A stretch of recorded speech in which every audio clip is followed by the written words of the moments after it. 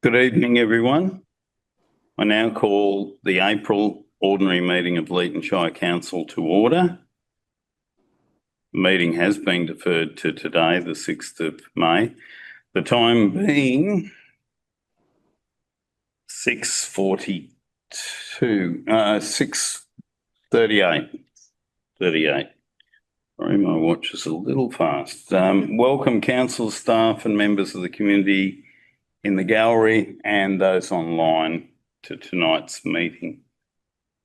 I remind everybody that in the spirit of open, accessible and transparent government, this meeting of the Leeton Shire Council is being streamed live on the council's social media accounts, and then the recording will be uploaded to council's website. Please stand while Councillor Tiffin leads us. Councillor TYNAN leads us through the civic prayer. Our Father, who art in heaven, hallowed be thy name. Thy kingdom come. Thy will be done on earth as it is in heaven. Give us this day our daily bread, and forgive us our trespasses as we forgive those who trespass against us. And lead us not into temptation, but deliver us from evil. For thine is the kingdom, the power, and the glory forever and ever. Amen. Leeton Shire Council acknowledges the Wiradjuri people and their continued impact on our community. We acknowledge their connection to the land, water and sky. We acknowledge all Aboriginal people who have made Leeton Shire their home. We acknowledge, as such, we pay our respects to all Aboriginal elders, past, present and emerging of our Shire. Thank you. Please be seated.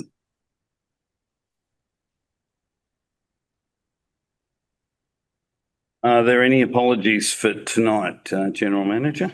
Thank you, Mr. Mayor. We have an apology and a request for a leave of absence from Councillor Boston Edwards, who's overseas.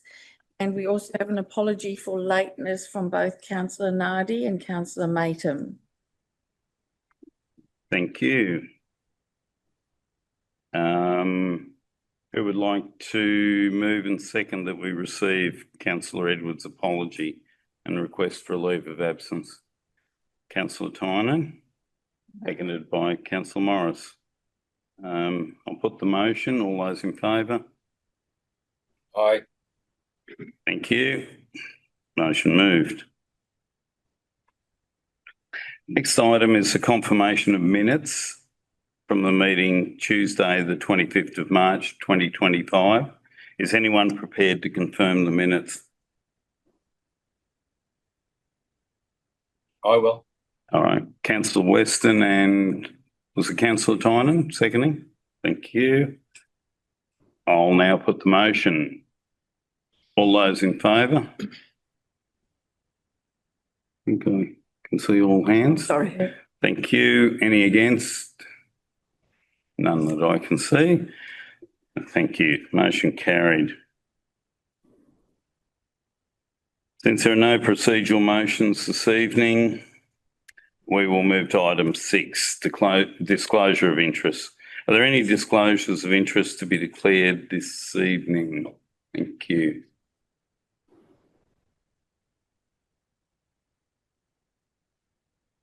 None. Sarah, you haven't received any? No, Mr. Mayor. Thank you. All right.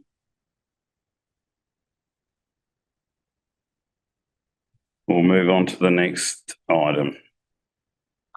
There being no mayoral minute tonight, we move directly to the General Manager's matters, starting with item 8.1, the draft suite of integrated planning and reporting, IPNR documents, starting on page 5 of the agenda. Can I call for a mover and a seconder, please? Mr. Mayor, could I just ask a question, please? Yes, please.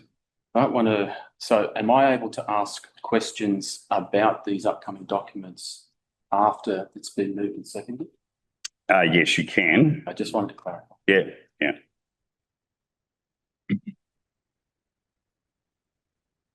I'm happy to move. Moved by Councillor Morris, second by Mayor Weston. Thank you. Now, General Manager, can you please give a summary of what documents are included in the IP&R suite, please? Thank you, Mr. Mayor. Just by way of background, integrated planning and reporting is enshrined in the Local Government Act. And what it requires of each term of council is to first start the term by looking at what the community's aspirations are. And this is done through the Community Strategic Plan, which council adopted in February of this year. Thereafter, having regard to that Community Strategic Plan, council is then required to develop a 4-year delivery program, which is its promise to the community over its term of office. So there's a 4-year delivery program, which is a more high level. This is what we plan to do in our term of office to give effect to some of the things that our community is aspiring to or needing, and that we think we can deliver within the resourcing available. We also then have more detailed annual operating plans and more detailed capital works programs. I'm just going to stick for a minute with the 4-year delivery program. Council sets out what it wants to achieve over its term of office, but that has to be looked at in the context of its resourcing strategy. So the resourcing strategy that sits behind the delivery program is looking at the asset management strategy. So we've got over $500 million worth of assets that we have to look after at council. So we have a strategic asset management plan that informs these documents tonight. We also then have a workforce plan. What does the workforce needs in order to deliver this 4-year delivery program? And then, of course, council has to govern with the long term in mind. So there's also an associated long-term financial plan, which says to council, if you adopt this 4-year delivery program, these will be the implications down the track. Then coming back to the annual operating plan and the annual budget, that's the more deeper dive into what it is that council's going to do in the next financial year commencing the 1st of July. Now, council will notice that the councillors themselves have been through many sessions agonising over what's in this document, but what's been presented tonight delivers on what the community wants from what council understands. But there's also that reality check of looking at council's financial sustainability. It's well known that council's general fund is not particularly sustainable. So the councillors have put forward an idea that there are some projects in here that are discretionary projects, nice to have projects, and it's very likely that they will only be moved along after council has found significant grant funding or alternatively found a good pathway forward for getting back into the black financially. So that in a summary statement, Mr. Acting Mayor, is what the suite of documents is about. This is the draft version that's being discussed tonight. Once and if and when it's approved this evening, it then goes out for 28 days consultation with the community to get community feedback. That community feedback will come back to the council on the 10th of June, both in written form, but we'll also be inviting the community to present to council if they so wish. And depending on what comes out of that meeting, a final IPR suite will be prepared and presented to council at your June meeting for adoption, ready for the new financial year. That, in summary, is what this report's all about, Mr. Mayor. Okay, thank you, General Manager. Any discussion or a question from Councillor Tynan, I believe? Through the Mayor to the GM, the appropriate people, I have quite a lot of things I'm inquiring about. I do apologise if some of them can be dealt with more efficiently elsewhere. Feel free to tell me that. Just quickly on page 7, 265. This is just a quick typo thing. The water charge increase should be 5%. as from our meeting last week, which is, it's there. Through you, Mr. Mayor, the Director of Corporate will answer that. Mr. Mayor, so for 25-26, the rate is 7%. Okay. Those Yes. 26-27, it changes to 5%. Yep. Page 8 of 625, there's a word in there that I actually have heard of and don't understand what it is. It's revotes. What's revotes described? Is it? Through you, Mr. Mayor, there are two ways in which council deals with projects that have either just commenced or haven't commenced in a year in which they've been voted in by council. So if council has voted to do something and it hasn't even started in a year, it comes through as a revote. In other words, we're getting council to confirm they still want to do that project, which is different to if a council is if a project is substantially commenced, then that'll come to you in the first quarterly budget review as a carryover. So that's the difference between a revote and a carryover. Capital R. Okay. Yep. Page 29 of 625. 9.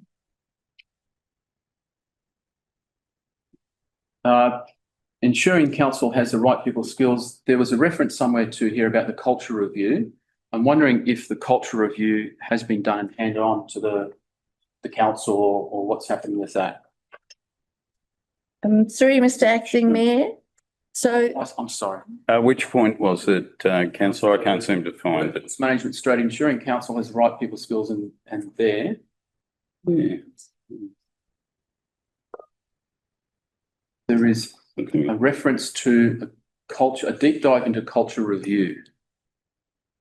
Oh, that's on page 11. My apologies. Page 11. You go to page 11, the very top, culture and leadership, undertaking a deep exploration of council's organisational culture.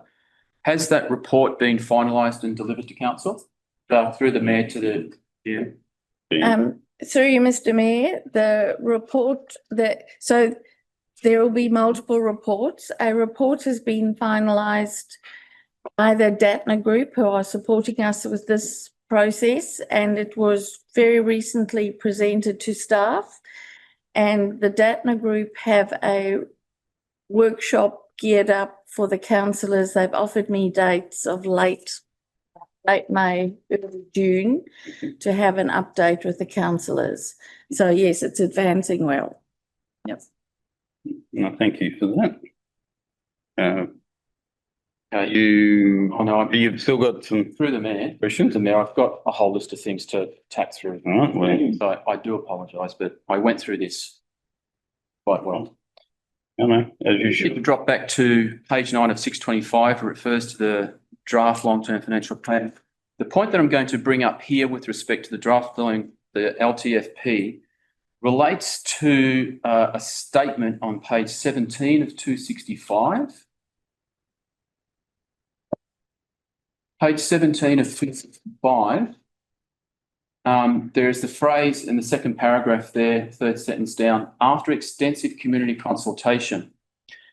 Now, I'm not sure that we could release that statement for public opinion because I don't believe there was extensive community consultation. If you take the word consultation, meaning to get feedback from the community, council's attempts to engage the community were extensive. And as a member of the community who attended one of these meetings, the representation of the community was quite restricted. I think somewhere in there, the council needs to note that we engaged extensively, but the community engagement with our attempts to engage the community was quite minimal. I think we need to put that qualifier in there somewhere. We can make that adjustment. Thank you, Mr. Mayor. General Manager. Yep. Now, that brings me to the next point, which relates back to the draft of long-term financial plan. If you go to page 11 of 49 from the long-term financial plan, it talks about... Pardon me, Mr. Acting Mayor. Could I just ask through you that we refer to pages by numbered pages of the agenda as a whole. Would that be okay if we could do that? That is reasonable. That's what I'm doing through the Mayor to Councillor Wright. I'm have to flick between the LTFP was sent as a separate document, and I'm reading on page 11 of that separate document. Just wait a moment until councillors can catch up there. No worries, thank you.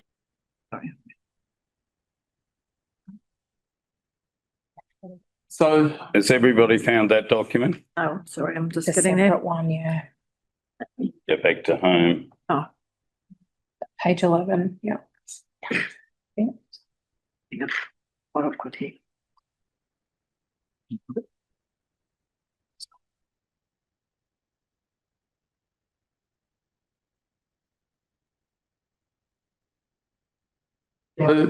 shall I?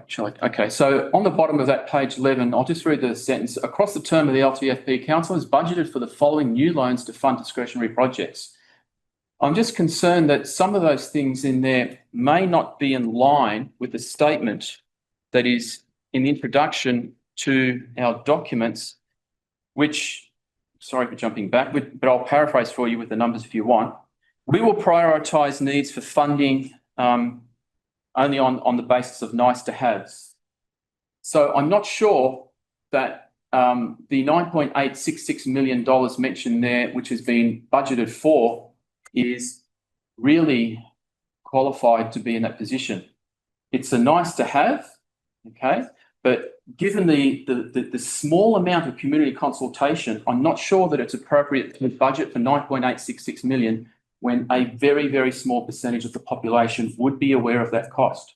This is a recurring request from the community councillor, and it has always been dependent on receiving all or a substantial amount of this funding by the means of grants. We have put in a number of applications to which we've been unsuccessful, but I might leave that to Mr. Singh to elaborate on. Through you, Mr. Mayor. So on page 11 of LTFP, Councillor, it's only giving you a list of the loans which are part of the base case. Yeah. But if you go to page number 15, in the scenario, it takes out all the discretionary projects and all the loans associated with that.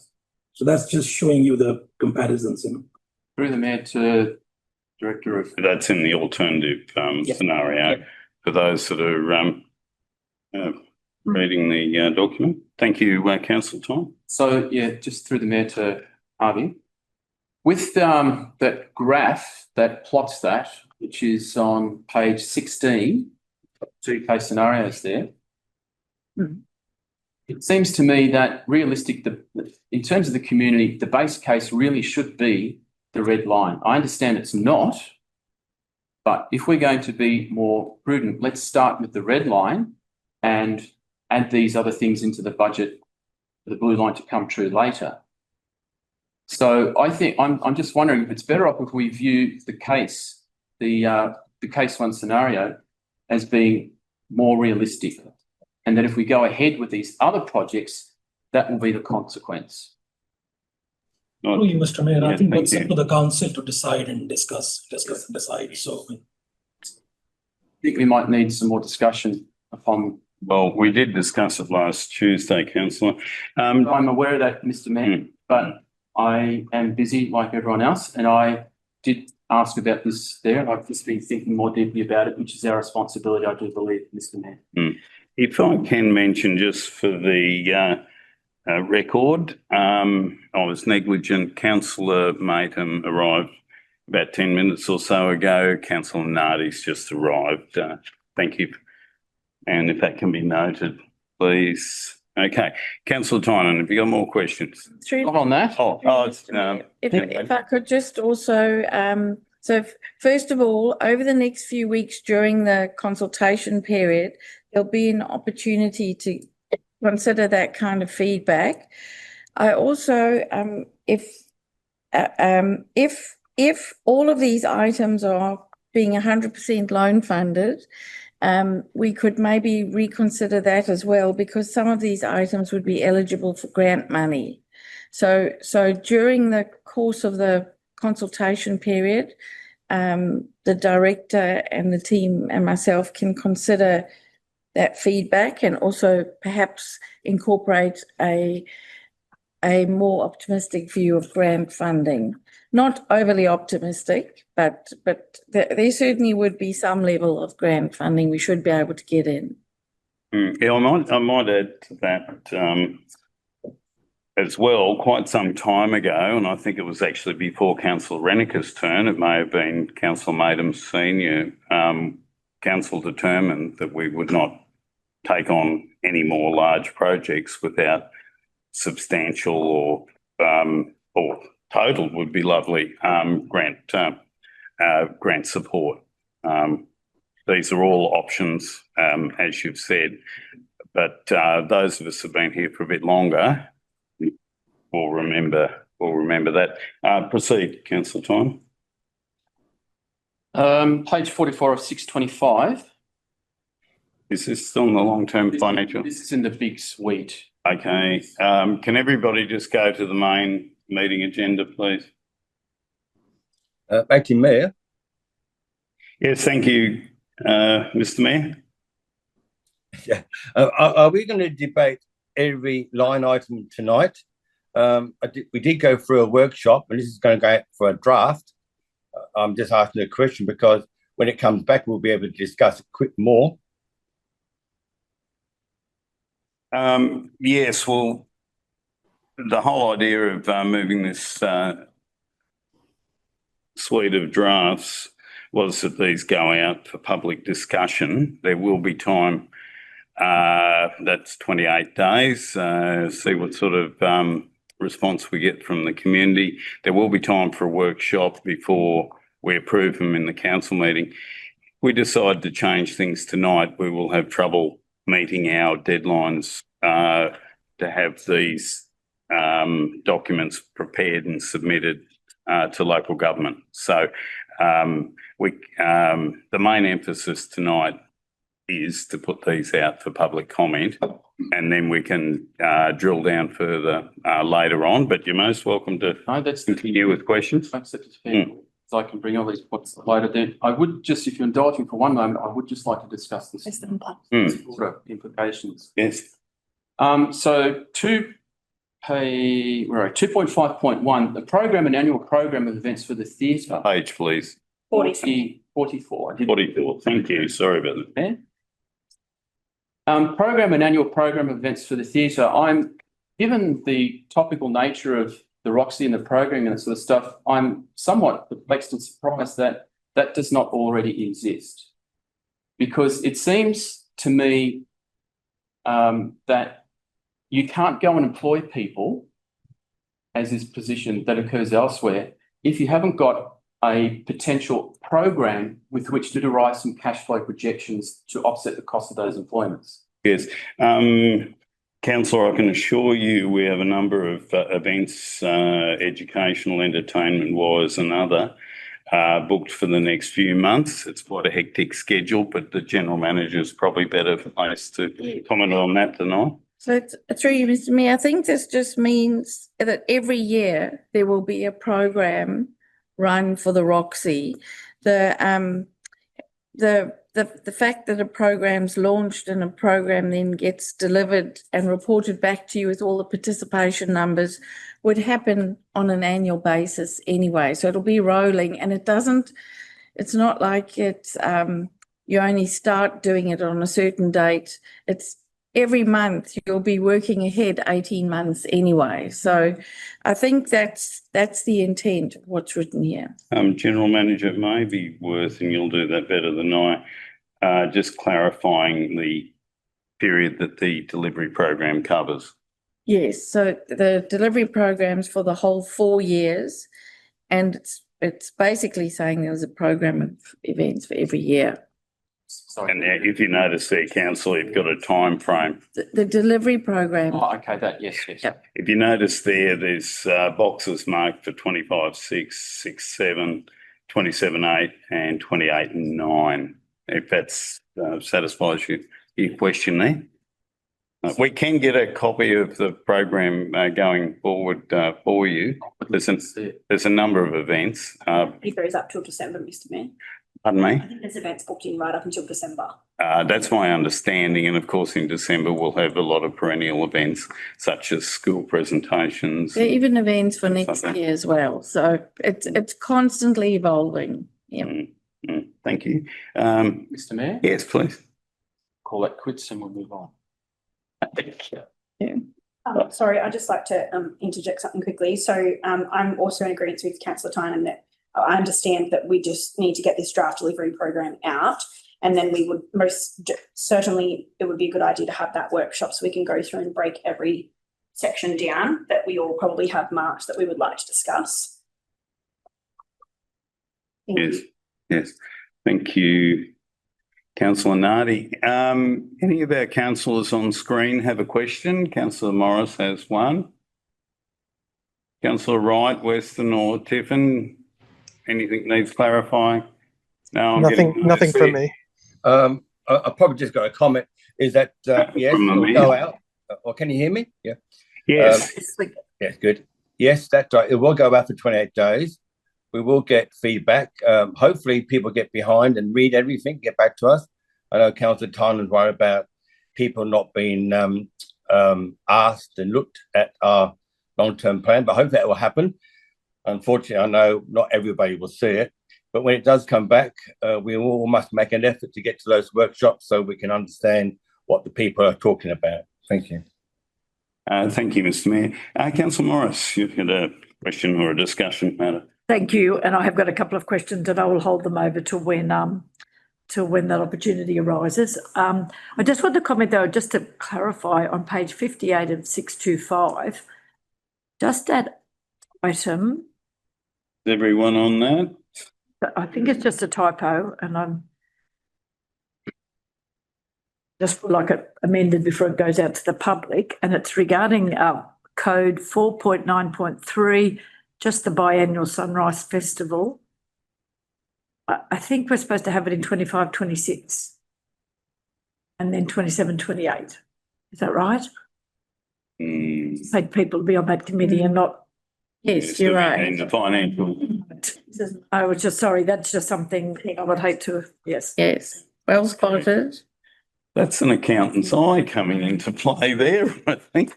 Thank you, Councillor. And I have just a couple of other things that I'll bring up at the appropriate time, but nothing, just clarification on a few of those things, and perhaps when it'd be interesting, and I hope we do get the community engaged to actually give us some feedback, which would be wonderful. Thank you. Yes, we look forward to that all the time. Any other questions? Yes. I think there's another typo. If you'd go to page 233 of 625. 233. I just found this a bit confusing. It's title 8.21, Investment Report, March 2025. But the summary purpose is, the purpose of this report is to present Council's endorsement of the draft revised Leeton Shire Youth Council terms of reference.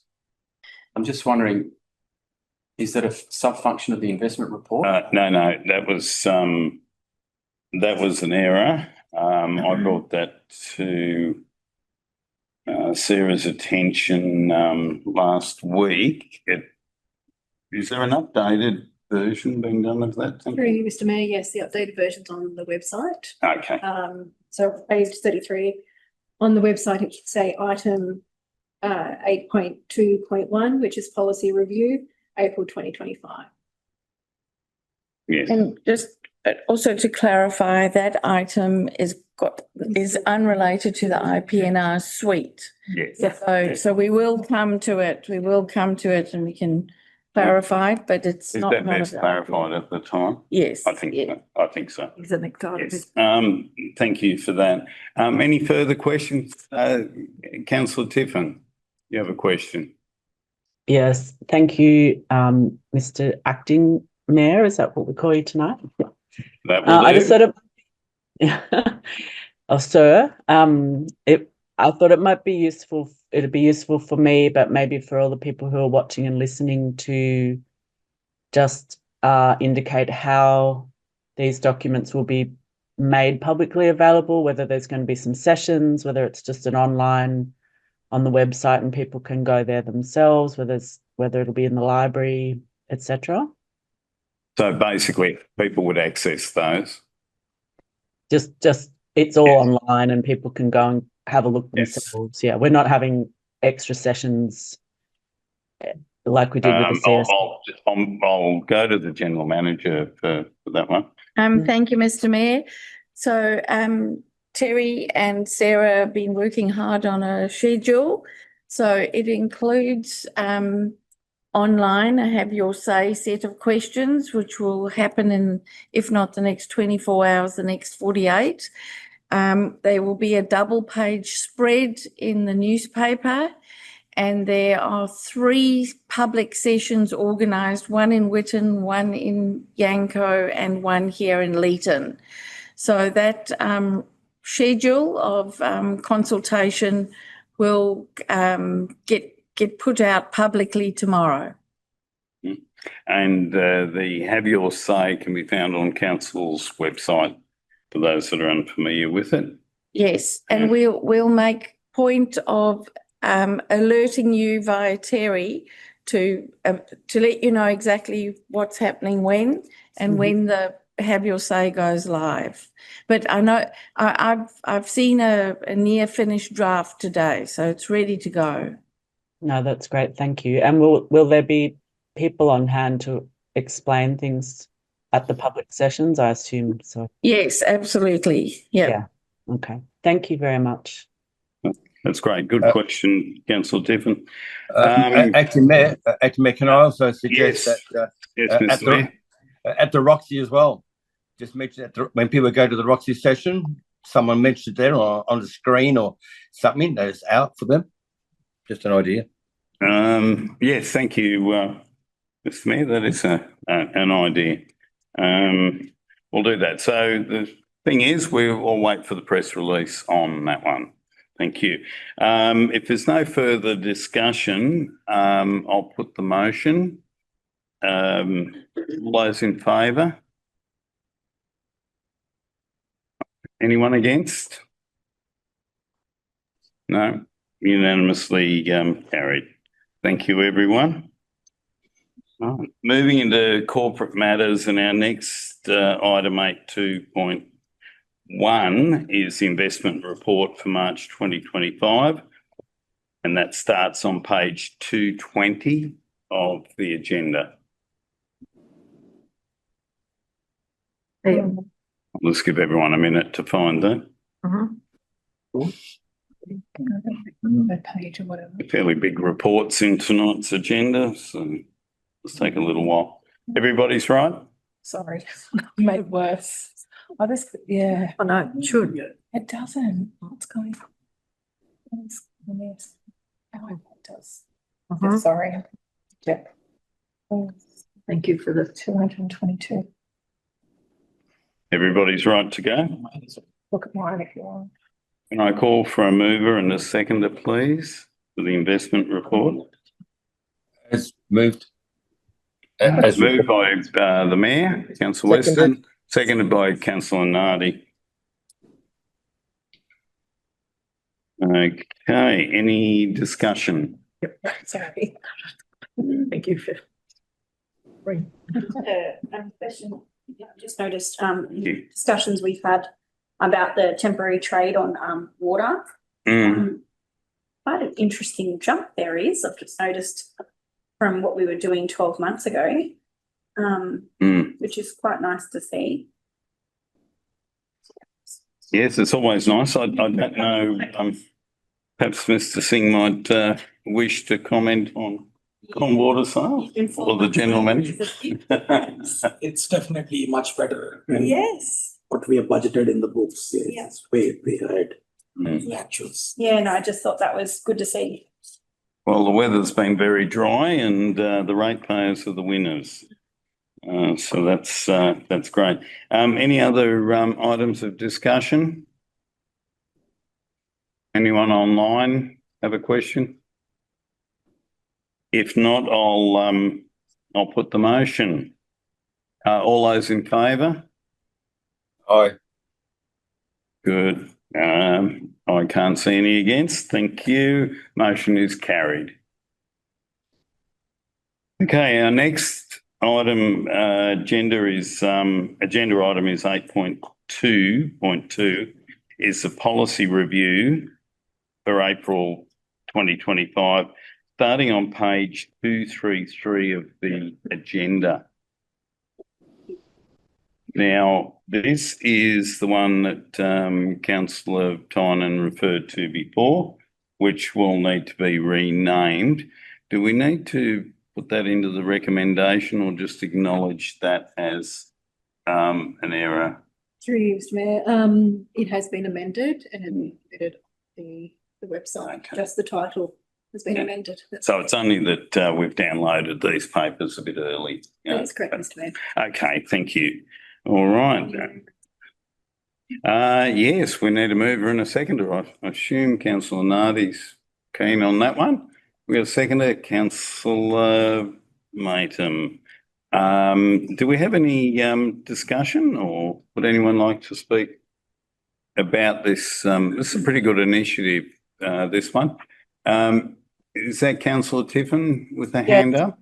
Sorry, I'm just a bit lost. It's on page 2. Is it the draft Leeton Shire Youth Council terms of reference, or is it? That's correct. Page 233. 235, 233. Yeah, sometimes they jump around a little bit. Yeah, okay. There's the information at the start and then the report itself. Yeah. Yes. Yes.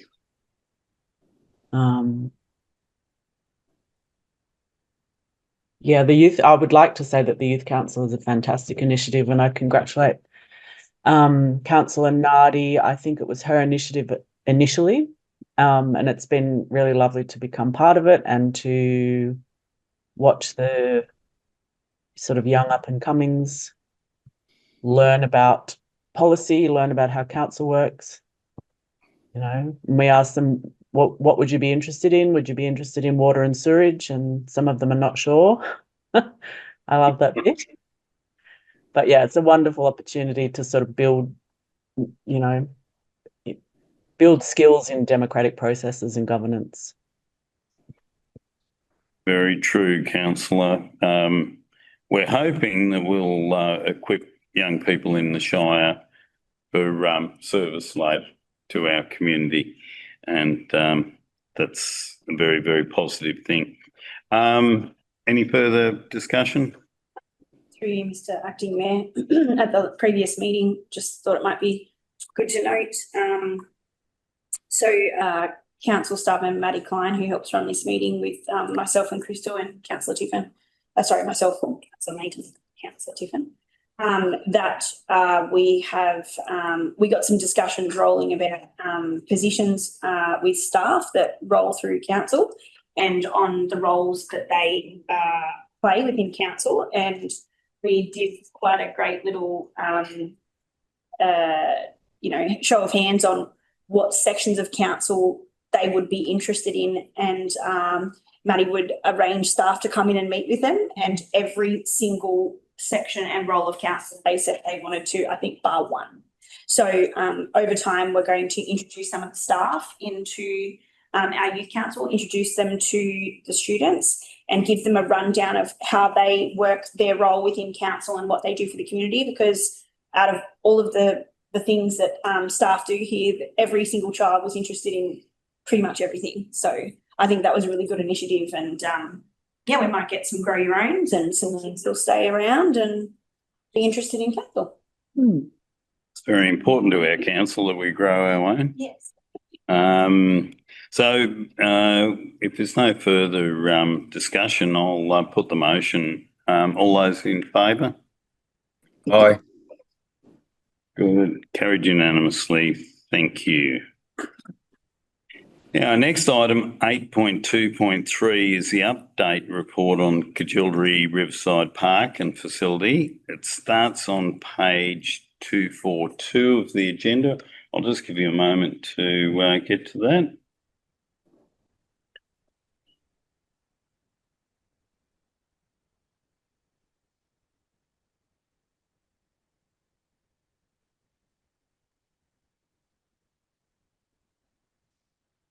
And this is the report for information only. Can I call for a mover and a seconder, please? Move as recommended. Oh, I think you were beaten, Mayor, Councillor Morris and Councillor Matham there. That's okay. You lost that one. No. Any discussion on the matter? I will add something to it in a minute, but I'd like to hear any questions first. Thank you, Councillor Morris. Thank you, Mr. Mayor. I just had a question, and I think I know the answer, but it's regarding the year 23-24, and it's just referring to our visitor numbers. Now, I realise that we don't have our major fishing event any longer, just through lack of committee being, people volunteering. So I'm assuming that's going to be the contributing factor, but could someone just clarify that for me, please? I do know some things about this, but I don't have the answer myself. This number for 24-25 is as at the 10th of February, so it would have been before the Easter weekend, which is often a very popular time. Yes, thank you. So maybe those will increase the numbers, but the Bidgie Classic hasn't been there for some years now. So maybe it is. Yep. Okay, Yep. thank you. Just that I was heading in the right direction, and we've put a lot of effort into trying to get our public to, utilise that lovely space and just that to continue. And on that note, I might just make a comment. Our current caretakers, Diane and Roy Trott, will be finishing up very soon. They've done a remarkable job out there and are very, very popular, and I'd like to chain them to the front fence so they can't go away, but you're not allowed to do that. I'd just like to thank Roy and Diane for their efforts. They've been marvellous and a great asset to us out there. The other thing is, while we're on that subject, we have put out a call for expressions of interest for the manager's position. We've had, I'll put it in GOGELDRIE language. We've had 10 nibbles and 3 bites so far. Thought I'd better go fishing on that one. So 10 nibbles and 3 bites so far. We've got about 2 weeks to go before the applications close. I think it's the 23rd of May. I'm happy to be corrected if I'm wrong there. So thank you. Any other comments? Councillor Weston. Yes, look, as a past chair of that committee, it's great news as far as I'm concerned. Like talking to the current caretakers, they gave us a glowing report that there has been an increase over a period of time in a lot of different areas. And we have put a lot of money into the area as well. And I think it'll be great going forward. There's always the business of how big we get out there or how small we get out there, but it's very close to the heart of a lot of Leeton people.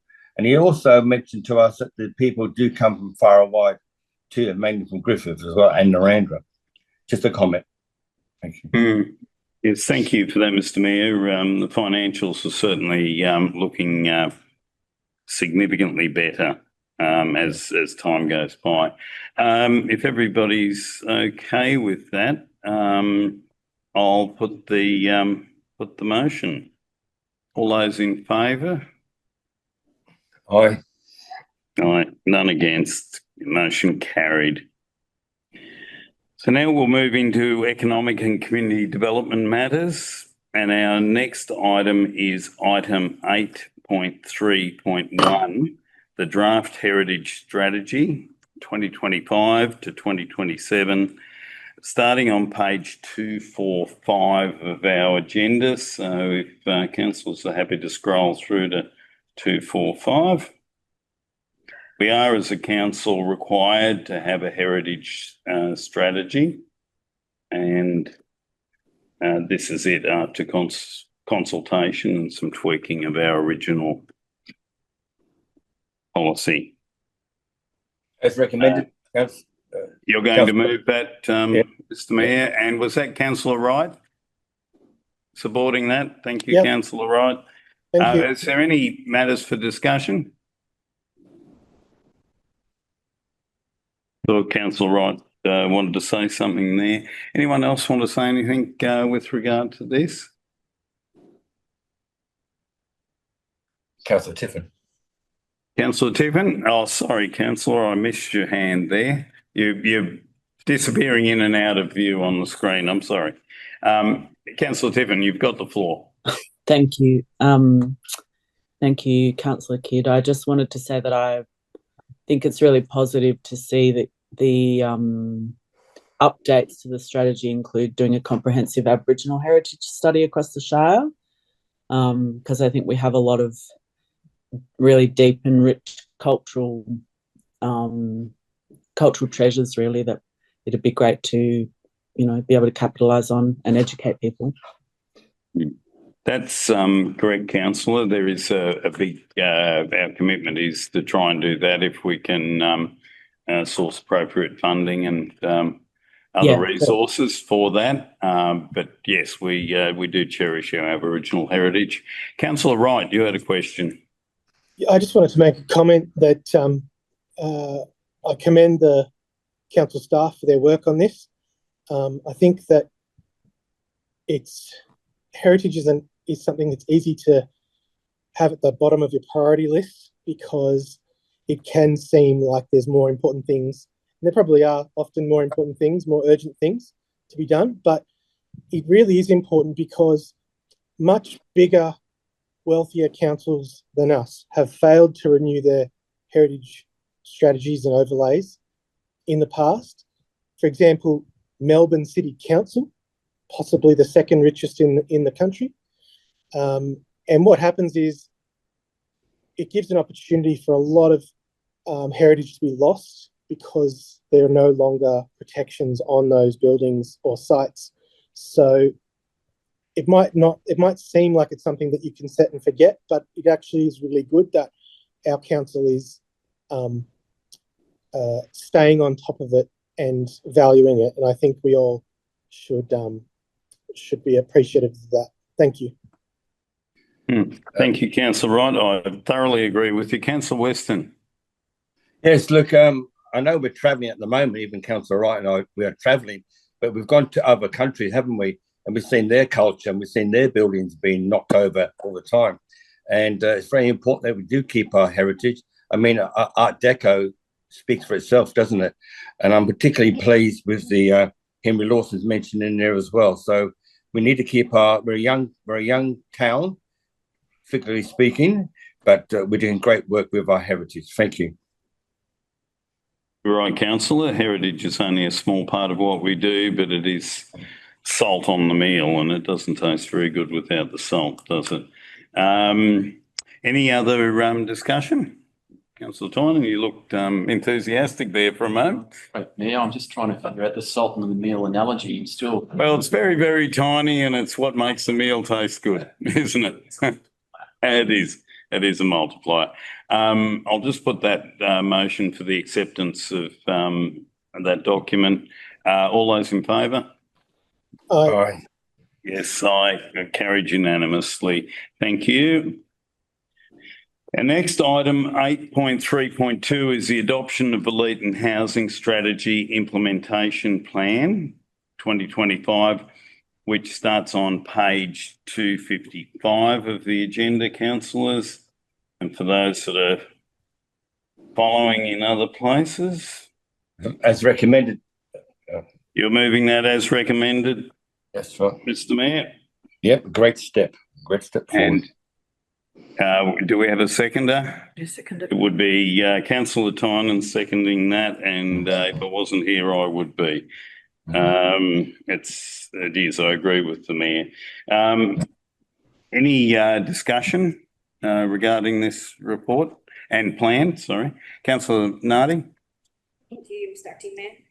Just noting throughout this extremely large document, very interesting little points, and it's good that it's been duly noted. So on page 270, I've just highlighted an area that said that we note that the draft implementation plan uses some terms which we recommend are updated as follows.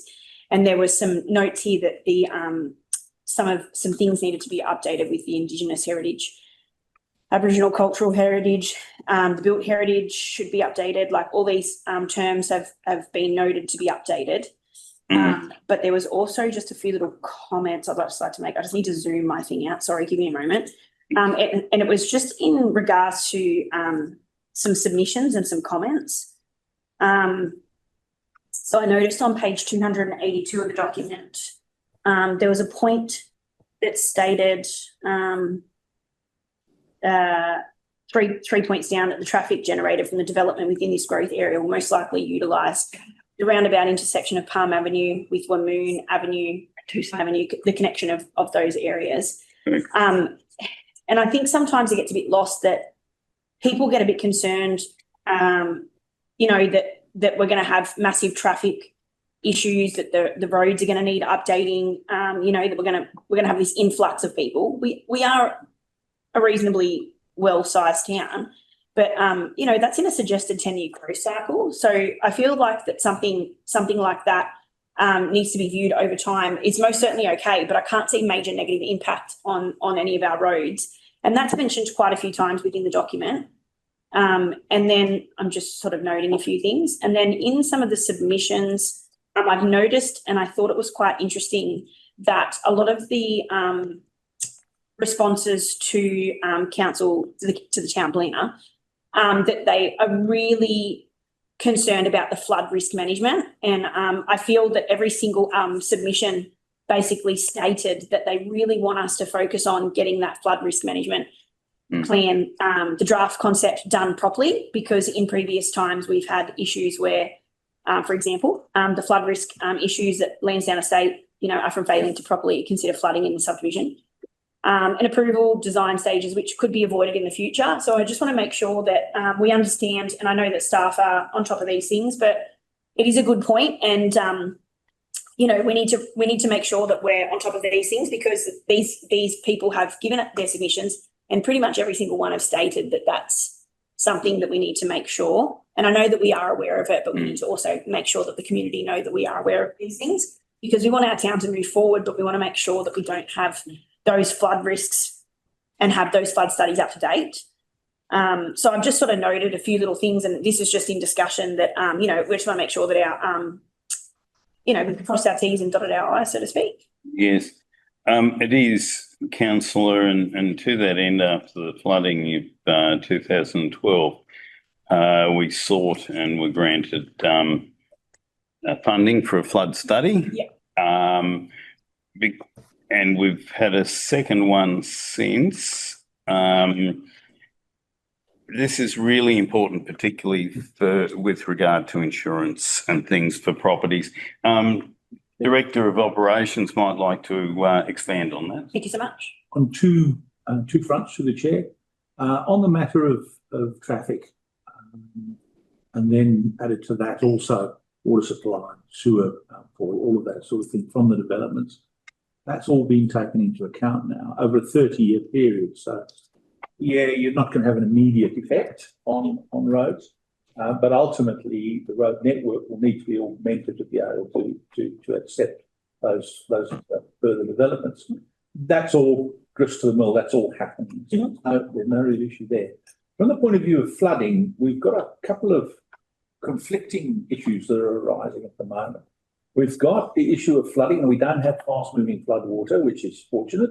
So we have pretty stagnant, pretty dopey flood water. It's going to rise, but it's not going to move.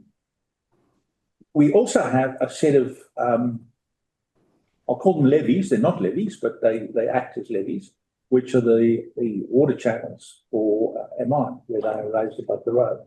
And they act as a levee. Now, there's currently talk of filling in those water channels and putting pipes in, and they would like very much to push the surrounding banks in to not have to bring fill on board.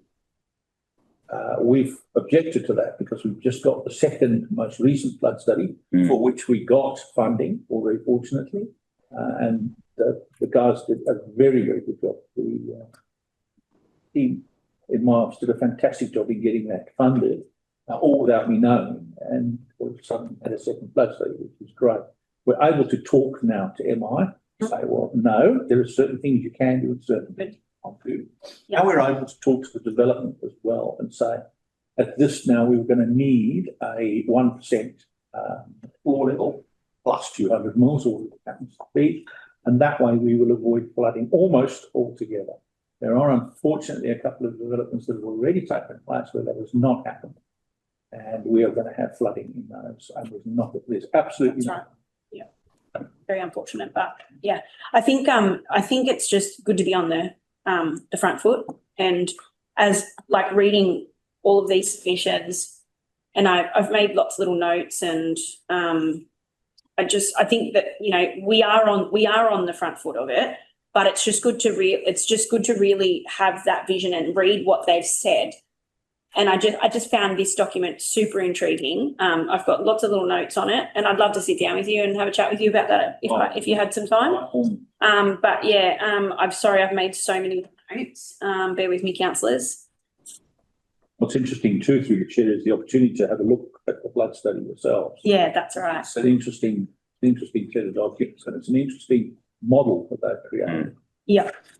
So, and in previous chats, another one was on page 304, item number 3 down the base of the housing strategy. I've just highlighted 4 of the release strategy stages was Carey Road, Petersham Road, Lillipilly Road and Catalpa, although already zoned for residential, are still adjacent to or in the vicinity of ongoing agriculture activities. Undertaking a land use conflict risk assessment would assist in determining potential risks and in identifying appropriate mitigation measures. I know in discussions we've had, like, we are a farming area, and we've always talked about being very mindful about taking away that farming land to create,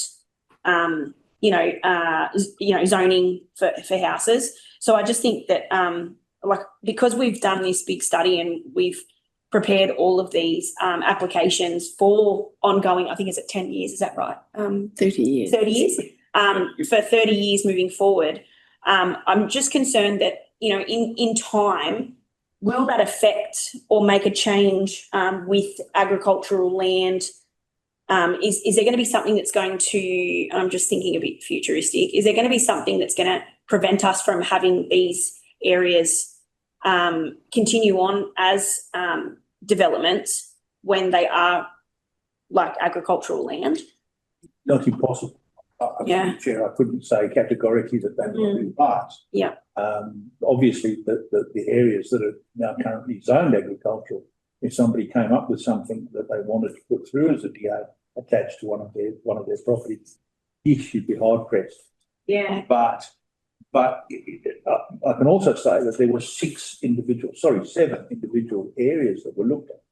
These 3 were picked. There's another 4 that weren't. So it's not that there aren't other opportunities. Yeah, and just through that note as well, I know that we previously had a few people come through about, you know, opening up some parts of their agricultural land for, you know, other options there, and they were knocked on the head. So I just thought that was rather intriguing. Well, this councillor in many shires becomes a point of conflict, and what we're doing with this study was trying to actually avoid that. It's been particularly a particular problem on the North Coast. Yeah. Yeah. That was it. Thank you. Thank you. It's a massive document, councillor, and there's plenty of food for thought in there. But those in the gallery, MI that we refer to as Murrumbidgee Irrigation. Oh, Councillor Tiffin, you've got your hand up. Yep. Hang on. Can you hear me? Yes. Oh, good. I had to move from one computer to the other. So, just, yeah, 3 things. Fantastic initiative, absolutely important. The hot button issue of our times, and it's so congratulations to everyone who's worked on it.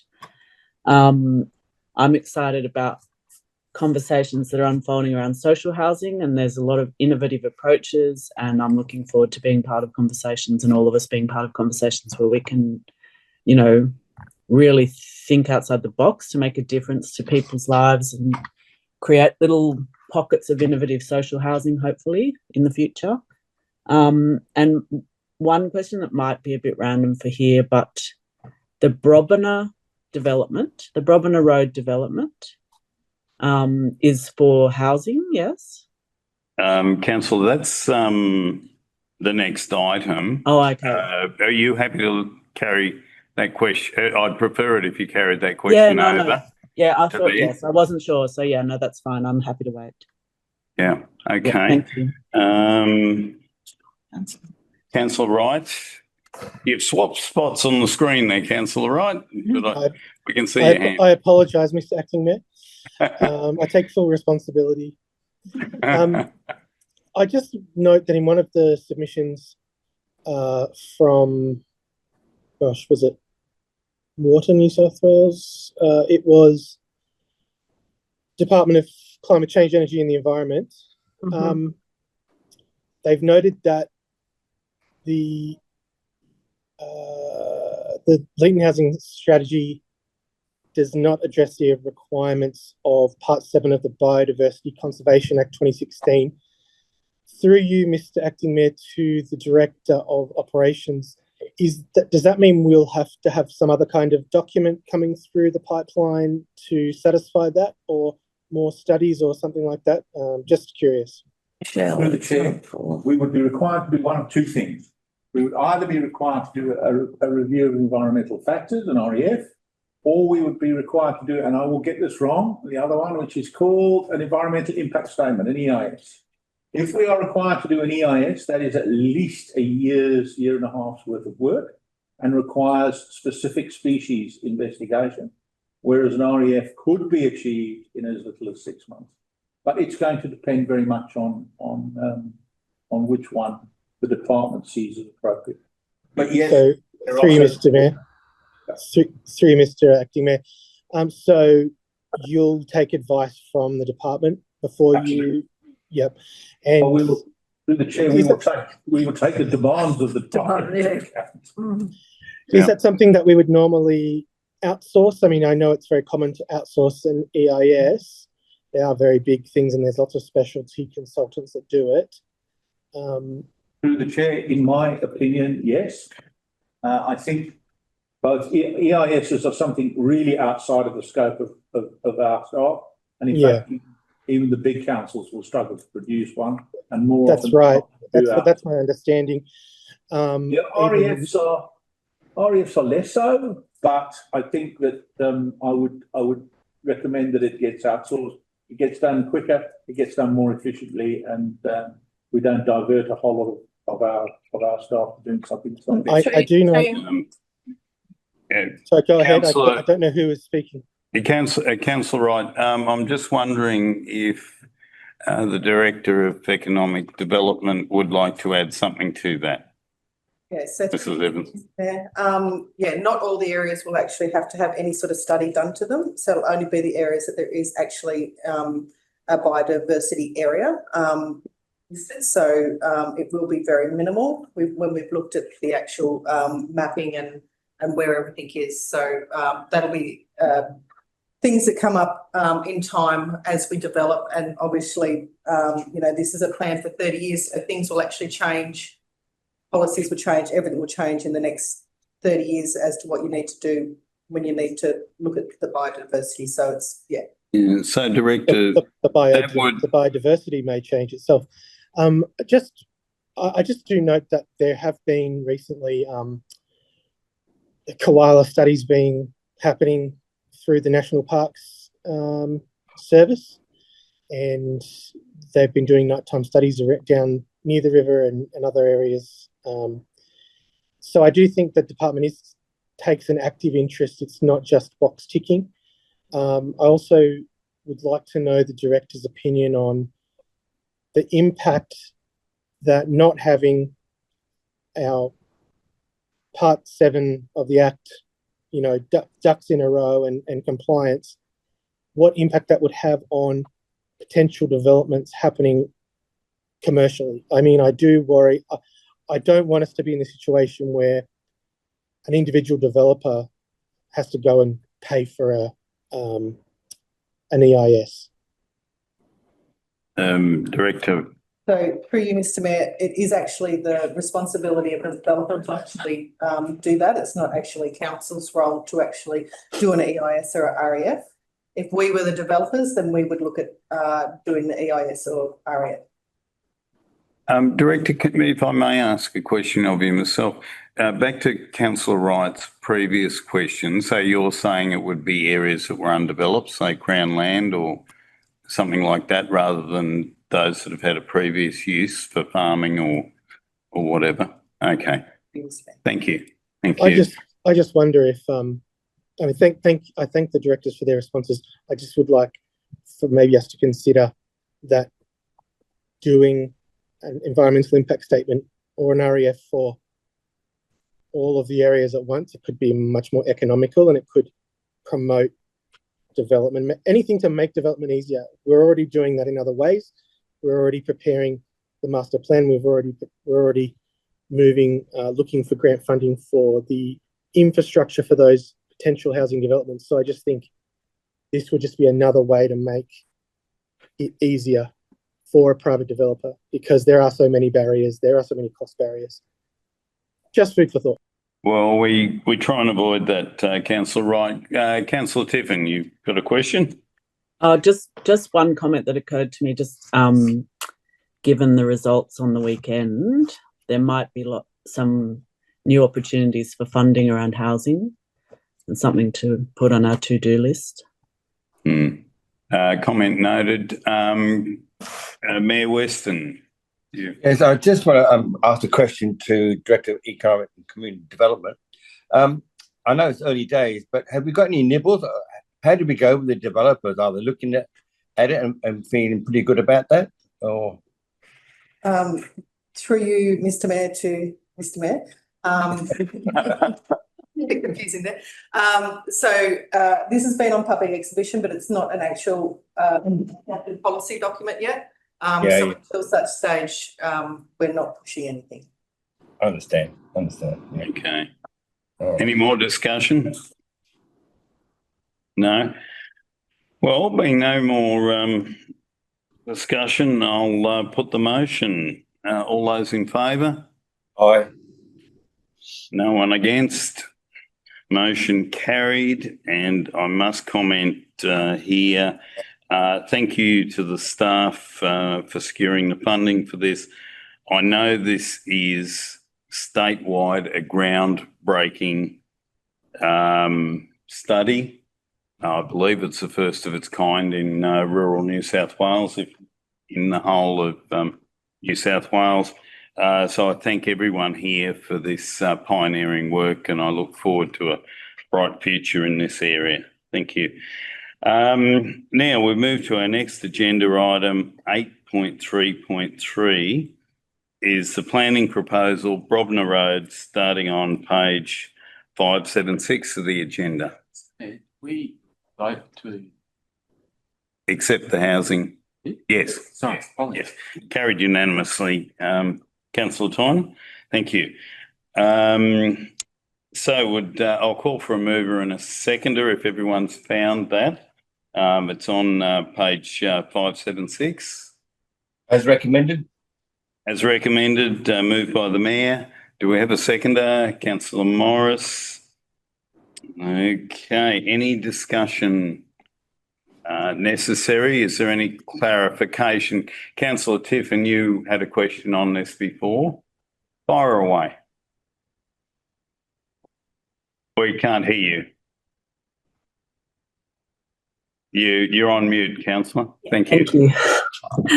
Thank you, Mr. Mayor. It's BROBENAH's housing, isn't it? Or is it everything? It's housing, Mr. Mayor. This is a proposal. Yeah. To get the LEP changed to accommodate smaller lots for housing purposes. Does that clarify that for you? Yeah, I just wanted to check that because it's a little bit, might be a bit of a low level question, but I was talking to some people and they were very curious about BROBENAH, but they didn't know. Sorry, that was my dog. They didn't know what it was, and they didn't know it was a council initiative. And I wondered would it be too preemptory for us to be putting signage up to let people know that it's something that council is doing to address the housing problem, or is that, or that's not our style, you know? It was just surprised. It was interesting that they were curious, they noticed it, people are talking about it, but they didn't know it was council. That would be a question for the general manager, or perhaps. Through you, Mr. Mayor, BROBENAH Housing's a key project in the delivery program and operating plan. The Have Your Say questionnaire that's being developed actually has a question on it specifically. And we have a funding application we're waiting to hear about to see if the government will make a substantial contribution to the subdivision costs. Yep. So once we hear about that grant, that would be a good time to put up signs and things like that. But at the moment, until this planning proposal is progressed, we certainly can talk to the community, but I think to pay for signage when we're not 100% sure of what's going to happen there, maybe wait till we know 100% and then pay money for signage. Yeah, no, of course, and I'm sort of not across how it all works, but yeah, it's just such a good news story, you know, and people are buzzing about it, but they're wondering who's actually pushing it, and you know. Well, it's the first step on a long journey, councillor. Development and provision of services is very expensive. We certainly cannot afford to do that unaided, and unfortunately, state and federal initiatives have targeted large housing developments in the thousands. Yeah. Smaller projects in rural and regional communities haven't been the focus of federal and state governments. We believe that's shifting. Yeah, I hope that's helpful. We have chased funding for this before without success, but we'll keep trying. It's a wonderful initiative. And one day we can tell everyone about it with a big sign, maybe. I concur with you there. Were there any other questions? No discussion on that. Well, I'll put the motion forward. All those in favour? Aye. Aye. Good, carried unanimously. Thank you. The next item is a notice of motion which has been tabled by Councillor Stephen Tynan regarding the General Manager's review process. And I'm just trying to, what page is it, Councillor Tynan, just so that everyone can... 623, so that everyone can find that one. That's a big jump forward, isn't it? From where we were, 623. Okay. So have we got a mover and a seconder? Mover and a seconder, moved by Councillor Tynan. Do we have a seconder for the motion? Councillor Tiffin's got a hand up. Thank you. And that's noted. Councillor Tynan, would you like to speak to this notice of motion? Before I get to that, I'd just like to say this motion is about making the GM's position beyond reproach. Public opinion does hurt, especially when professionalism calls for grace and dignity under fire. Hence, council needs to act on the following, I believe, to benefit both the GM and the Leeton community.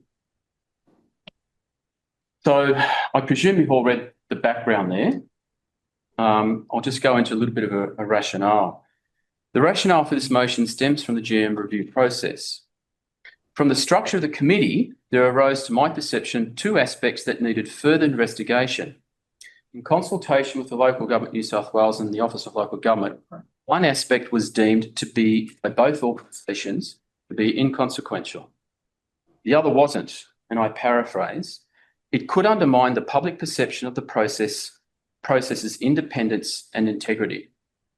This matters. This motion is presented to boost public confidence in the integrity of the GM's position and its councillors. Second, when we've talked a lot about positions and jobs and these sorts of things, there's a common phrase that comes up, which is the market is small and we might not be able to attract talent. So the second part of this motion is about, as the Mayor noted, and I quote, growing our own. So the second part is about developing a succession plan for the GM's position. Not everyone will be in the position for the rest of their life, and so we need to be prepared for these things. And I think more so for the significant importance that the GM's position offers for the functioning of the council into the future. To that end, I've consulted with the various people there, several previous councillors and also the Ratepayers Association. To the recommendations there, I'll go out and read through those, and I'll add one more if I may. Am I allowed to make an amendment to this, another inclusion? You'll need to, yes, you'll have to go formally through that process for an amendment. And if the seconder agrees with it, then it can just become the motion. Wasn't 100% sure on the notice of motion. Yeah. Well, these are ideas that are being collected from all the consulted people. That all serving councillors actively participate in the GM review process. I note that this particular topic caused a bit of a fracas down in I think one of the coastal councils. That KPIs are formulated by all councillors and evaluated by all councillors. That any independent participant has no personal professional association with the GM councillors. That the term of the general manager be restricted, and this is a part that I'd like to amend in consultation, but for 3-by-3 terms, after which time the position is declared vacant and the recruitment process initiated. Could you clarify the 3-by-3, councillor? So instead of the 5-year terms, 3-year terms, like that. Right. That's just as a time frame, a maximum time frame. The reason I set that sort of time frame is it's to ensure that the council remains dynamic in doing this job. The longer a person is, then in some ways of thinking, the less adaptable the organisation becomes. So there's some organisational psychology structure things who I think probably the best person to consult on this would be Zoe Datner, the lady who did the culture review, I think, maybe. These are presented as something to consider for the thought for the future. I will ask you a question in a moment, councillor.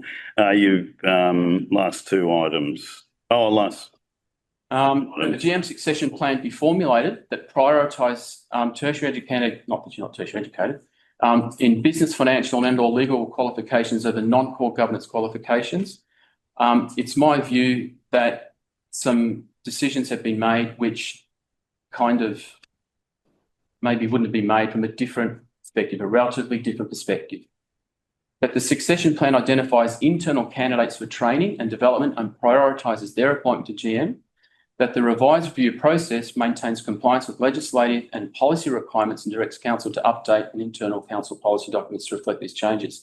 So I'm no circumstances I'm suggesting something be done which isn't in accordance with the law. That's the main driver here.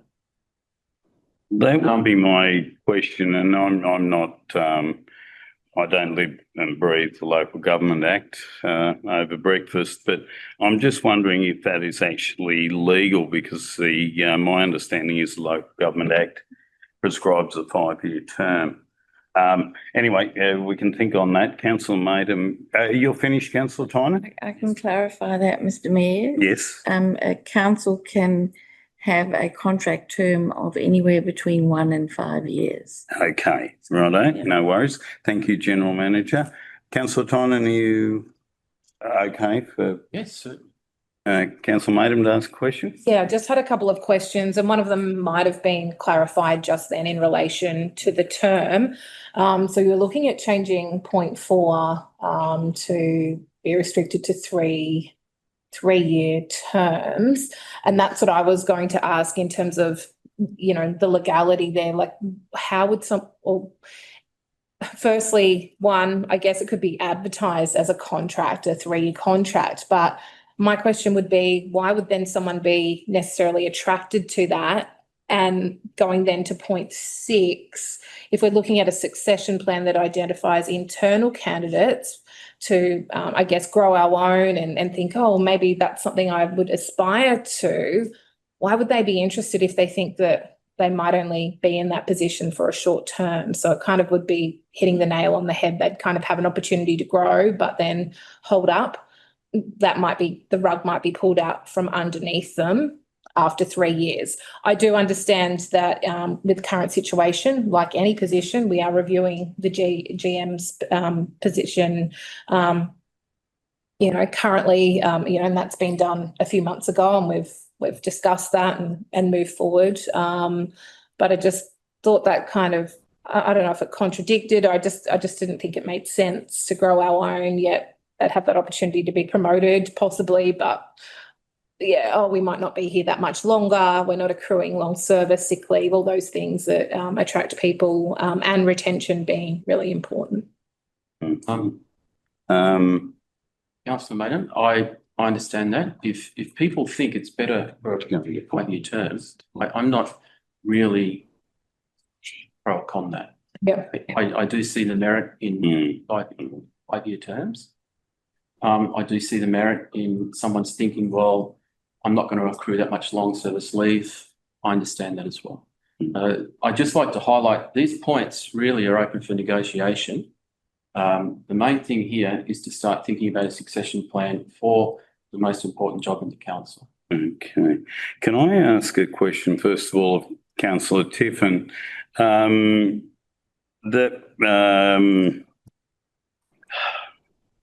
Amendment, sorry, words defy me at the moment. The amendment from Councillor Tynan regarding recommendation 4, are you in support of that as the seconder?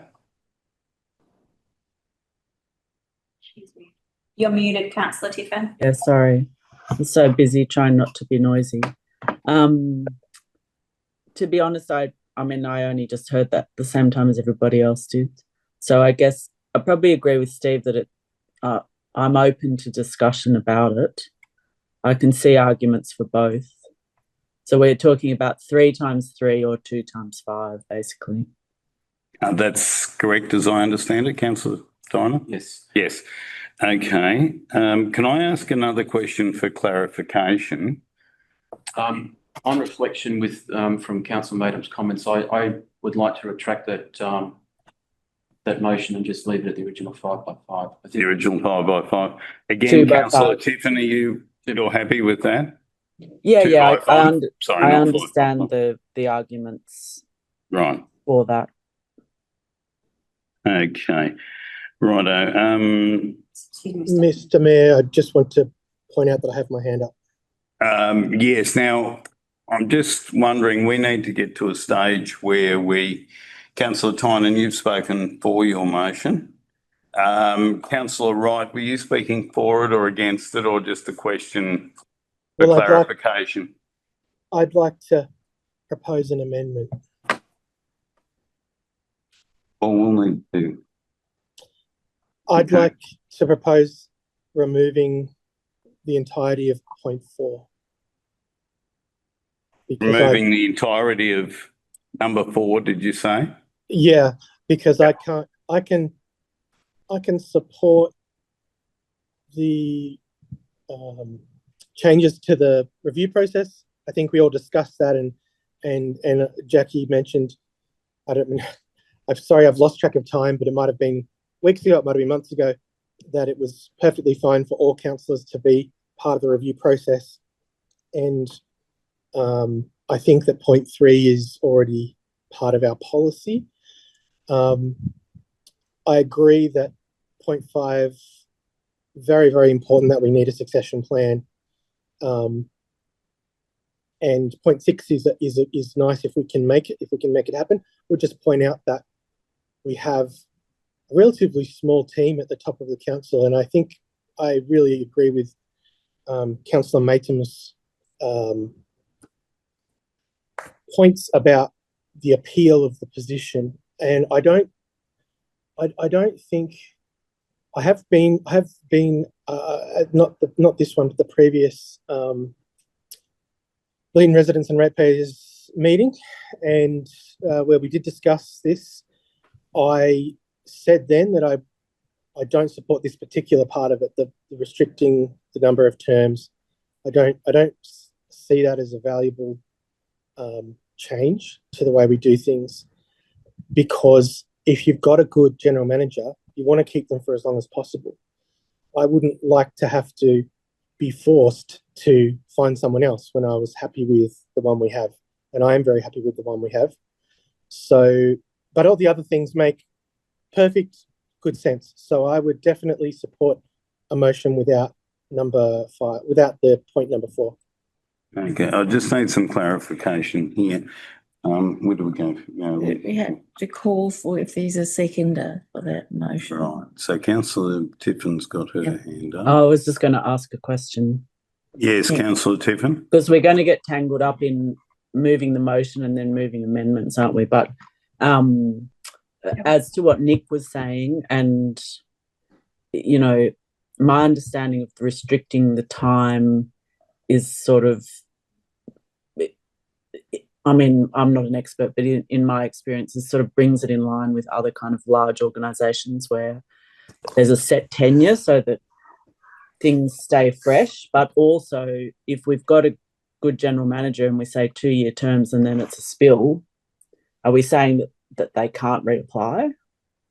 Or are we saying they can reapply? You know? Well, I would imagine, is that a question for Councillor Tynan?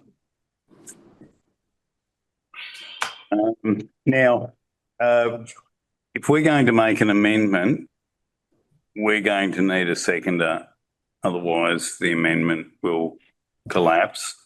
Is someone happy to move Councillor Wright's amendment? Sorry, I just want to make it clear, I actually can't hear Councillor Wright, so I'd like the term to be read out clearly so that we know what you're expecting of us. Oh, I'm sorry. Can you hear me now? No, that's okay. You're very like muffly, so it's not loud enough. That's all right. I'll just put my face near the microphone, really close and awkward. Thank you, Councillor Wright. I'm just proposing that we remove point 4 from the recommendation. Yeah. Yeah. But then, my question is it a set 10-year term max, or is it a spill and then people can reapply if they want to? Because that is a difference, isn't it, Steve? Can I answer that? Well, the question is technically Councillor Wright's amendment. So I'm just wondering. Well, I would like clarification on that too, Mr. Mayor, if that's possible. And perhaps the general manager or the manager of governance could give their thoughts on the legalities of that. Because I do see a problem. Any motion that we put forward, we can repeal later anyway. So I don't really see a term limit as enforceable. Yeah, I would think if you abolish item 4, then that gets rid of that question about a limit of tenure. It goes back to square one. It goes back to square one. It goes back to square one. Yeah. To what the current does. To the current, yeah. Yeah. Councillor Tynan, did you want to add something to that? Yeah, so what I mean by the recruitment process initiated does not in any way preclude the current serving general manager applying again. Okay. So I suppose we've had an amendment nominated by put forward by Councillor Wright. Do we have a seconder for that motion? For that amendment, please. Is he clarification? Is he taking that out of the whole motion? That number 4 has been taken out. Is that right? Yes, that's Councillor Wright's amendment. That's correct, Mr. Mayor. I'll second that part of it. Okay, you're happy to second Councillor Wright's amendment? That part of it. Okay. I'll be speaking against it later. So we'll go to a vote on that now? Yes, because there's a seconder, so. Yeah. It's first, the first vote is to put that the amendment now becomes the motion. Yes, the amendment becomes the motion. So that's, they've got to vote on that first. We're And voting on- basically, that's the original motion minus item 4. So you're voting happy, Councillor Maiden? The rest of the Sorry, yeah, just a question. What we're voting on now is just for the removal of point 4. Have I got that correct? I just don't want to vote for something that I'm not clear on. The first vote is you voting for the amendment to become the motion, and then once that's through, Yes. then you vote for the motion. And are we allowed any other questions? Yes. Yes. Okay, just making sure. Yeah, Still getting to the yeah, that's okay. We'll be able to Yeah. comment on the ended motion Because, so if successful. If when the motion is voted on, then that passes. Yes. So Yeah. the first vote is not to pass the motion, it's for this amendment to become the new motion on the table. Well, if everybody's happy, I'll Just to clarify, so the new motion, if the amendment goes ahead, the new motion will be 1 to 7 less 4, and we'll debate that, and we'll be able to debate that. That's correct, Councillor Weston. So everybody happy if we put that to the vote? Those in favour of the amendment? In favour of the amendment becoming the motion. The amendment becoming the motion, my apologies there. So that's 5 votes that I can see. So the amendment is carried.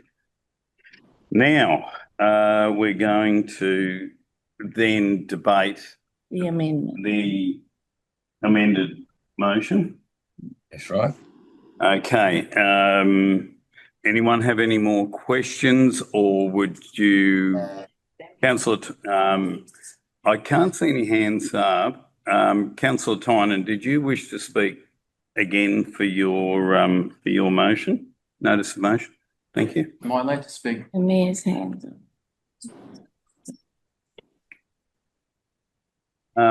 Councillor Weston, are you? I believe the mover can close the debate. I think all we've done is taken number 5 out and number 4 out. So I think you'll be looking at a speaker against the motion, Mo, I believe. The amended motion. That's true. But Councillor Tynan spoke to the, let's say, the raw notice of motion rather than the amended one. Yes, the amended motion is owned by Councillor Wright. Okay. And seconded by Councillor Weston. All right. So, The whole motion, sorry. and Councillor Wright will be speaking to it if he so wishes. Can I just start? This is just a learning for me. So once you've amended the motion, even though we haven't voted on it, the amender becomes the owner of the whole motion. Correct, because the amended motion was supported by the majority of councillors. Councillor Tiffin. Yes. No, that's interesting. Yeah. So because we didn't speak for and against the original motion before the amendment came up. Is that, do you know what I mean? That happens if the amendment comes up early in the piece. Right. My understanding that is correct, but I'm happy to be wrong. That's correct, Mr. Mayor. If someone moves an amendment, as the chair, you have to call for a seconder for the amendment. Yep, no worries. You can't delay it because it wasn't a foreshadowed motion. It was an amendment. So you have to deal with the amendment. And we can still speak to the motion, the amended motion. Yeah. Correct. You can speak to it. But as we said before, Councillor Wright now owns the motion. Sorry about that, Councillor Tynan, and has the right to speak for it first and also close the debate. If that's, does that all make sense? Good. Okay. Councillor Wright, do you wish to take up that privilege?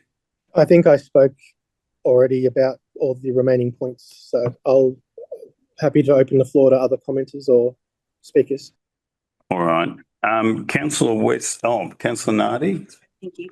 Weston was the second. Council- Yes, the second right to speak. Yes, Councillor Weston does. I'm sorry, Councillor Nardi, my mistake there. Councillor Weston, you'd like to speak against the motion? I'd like to speak against I'd like to speak against the amended motion. Thank you. Proceed. All right. Bear with me, people. Thank you, Acting Mayor. I wish to speak against this notice of motion, and we'll be going through the points chronologically. Can you all hear me okay? Mm-hmm. Yeah, right. I will read from my notes, and it will be under 5 minutes. First of all, points 1 and 2 can be taken together as they relate to the council participating in the GM review process. They are 3 distinct opportunities where the councillor can get involved. Opportunity number 1, the Mayor invites councillors to provide input ahead of review meetings, both in terms of GM performance and in terms of priority for upcoming 12 months. That's number 1. Second opportunity, as with all committees, every councillor is welcome to attend the review committee as non-voting members. In fact, Councillor TYNAN was intended to be at one, and circumstances he couldn't get there on the day. Opportunity number 3, final decisions are made by all councillors at the council meeting.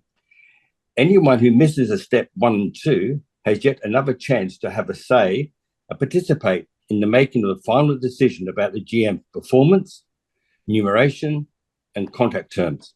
Our last council meeting on this matter in February ran for over an hour, and I don't believe any councillor could rightfully claim they did not have any opportunity to say anything. Of course, like all council decisions, it's a majority decision that is carried once. The debate ends and the motion is put forward. I remind councillors that the GM Review Committee is a working committee comprising of 3 councillors and a 4th member nominated by the GM. The committee is facilitated by an independent third party and makes recommendations only. All councillors are welcome to attend and participate.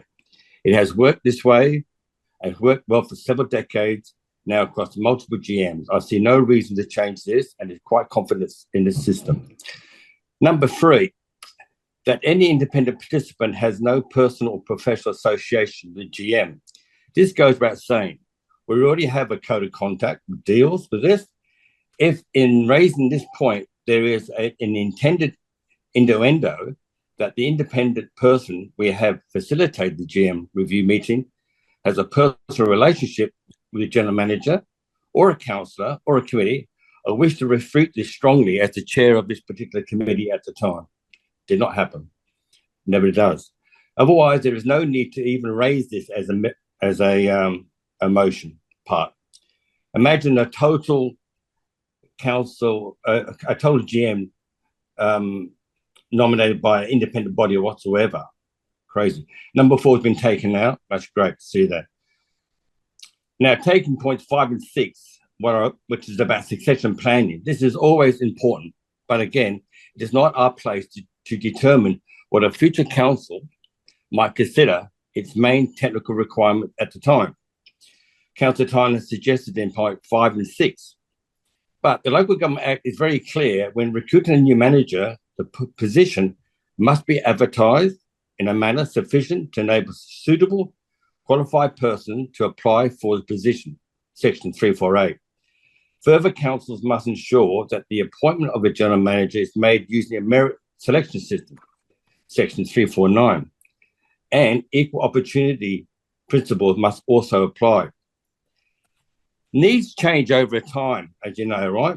And it would be inappropriate, as far as I'm concerned, for us to dictate future council on what the GM skill set might be. I know there's a lot of councils out there at the moment have different GMs come up from different streams, up from the engineering, up from the financial, even from outside.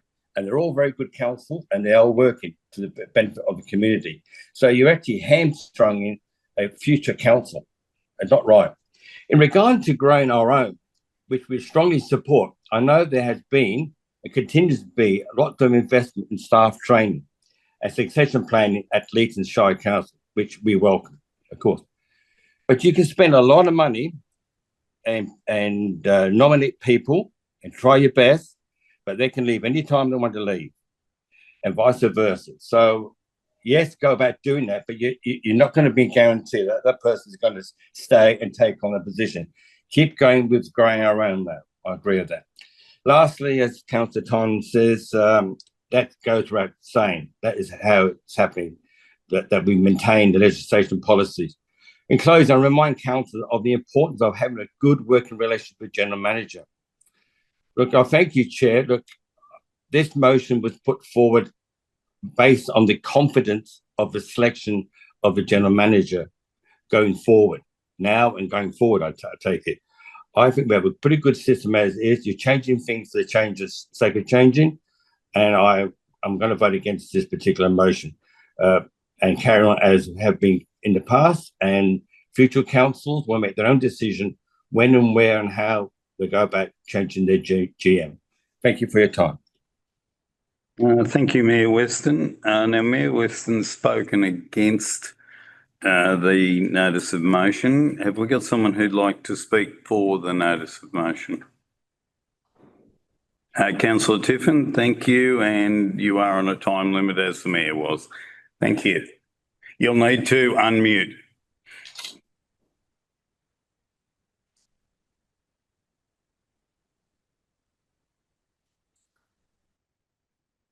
Councillor Tiffin, are you? Yeah, yes, thank you. there. I'm unmuted Thank you. now. I just want to, I had originally intended to speak to the initial motion, which restricted the tenure of general managers. So it's removing item 4 from the list has changed things, but I still would like to just say a few words. And the first thing I want to say is that I genuinely acknowledge, you know, the high caliber and the hard work of our current general manager, and to also acknowledge that the role in a modern day council, particularly from what I've learned in my short time on council, like genuinely has a huge range of responsibilities, including a large staff to manage complex budget, legal and governance issues. And it really is, it's almost like a 24/7 job. And so my interest in this notice of motion was about actually relates to that, which is that it's based on notions of accountability and transparency and integrity in the very long term, and is also, in fact, based in the acknowledgement of the central role of the general manager in this very complex administrative environment that we work in, because it's a role that requires high levels of expertise, but also has a lot of power invested in it because of the knowledge and the expertise, and you're working with a lot of amateurs. And to me, the reforms that have been suggested in the notice of motion are simply about the processes of appointing and retaining a general manager, devolving the power a little bit, and they're kind of modest and sensible reforms designed to not based in no personal considerations, but designed to provide assurance to the community that we have fair and balanced long-term governance. And the restriction of tenure, in my experience, is really just, for me, derived from knowing that all kinds of people in very important positions of power in all levels of government have limitations on their terms. And yeah, so my motivation is to provide assurance to the community and to, bring processes out into the open, and to, is sort of in deference to the central role of the general manager, and to help us, manage the process going forward. Thank you, Councillor Tiffin. Did we have a councillor who wished to speak against the motion? Councillor Nardi? Incorrect, Acting Mayor. I'm with some of the councillors in seeing that some of these recommendations are, are of good thought. The one thing that confused me was, and this is just me seeing this from a business head, I see that growing your own is fantastic, and I highly believe that. But in this sentiment where we're trying to grow our own general manager, when a general manager is trained via education, and what are we to give that opportunity to tell them how they're to grow? I think that there are people that come in these roles, like our current GM, who are trained not from us, who are trained from people who know what they're doing, and that is the role that they are here to take on. At no point in time do I question our current general manager's time frame at all. I think that the term is correct. The thing that I'm concerned about is when does that put our current GM in a position where she has someone potentially following her around, and she is using all of her time already helping and assisting our current high-level staff and managers, which then come down to follow the staff below them in doing the job that she is trained to do, that she then has to find some extra hours to potentially train someone like an apprentice to fill a role that she could potentially be pushed out of or leave, which Councillor George Weston, as he is now, stating that at no point in time she could, finish her role in advance and then decide to leave, and then we're left without someone. A few weeks ago, we were in discussion about if that was to happen, then we've got to turn around and find someone. And let's face it, like we could be we're in a bit of an economic climate where things aren't cheap. And what's to say this person could be, $250,000 to $300,000 more. And this is at no point in time where I feel I have any say in stating that that is our choice to grow our own. In this position, I believe this is just not an option for me. So thank you, Councillor Tynan, for the time and the effort that you've put in with this, but I'm speaking against the motion tonight. Is there anyone else who'd like to speak in favour of the motion? Councillor Tynan, would you wish to? Yeah. Succession planning is a very, very important part of any organization. It's integral to the future of the council. I'd just like to address Councillor Weston's statement. I'm not quite sure how Councillor Weston extracts innuendo from this. I consulted with the Office of Local Government about this. As I said, you're welcome to call Councillor Weston and seek evidence that I did do this. But there was one factor which I was told by the Office of Local Government that maybe you want to address and change. Maybe.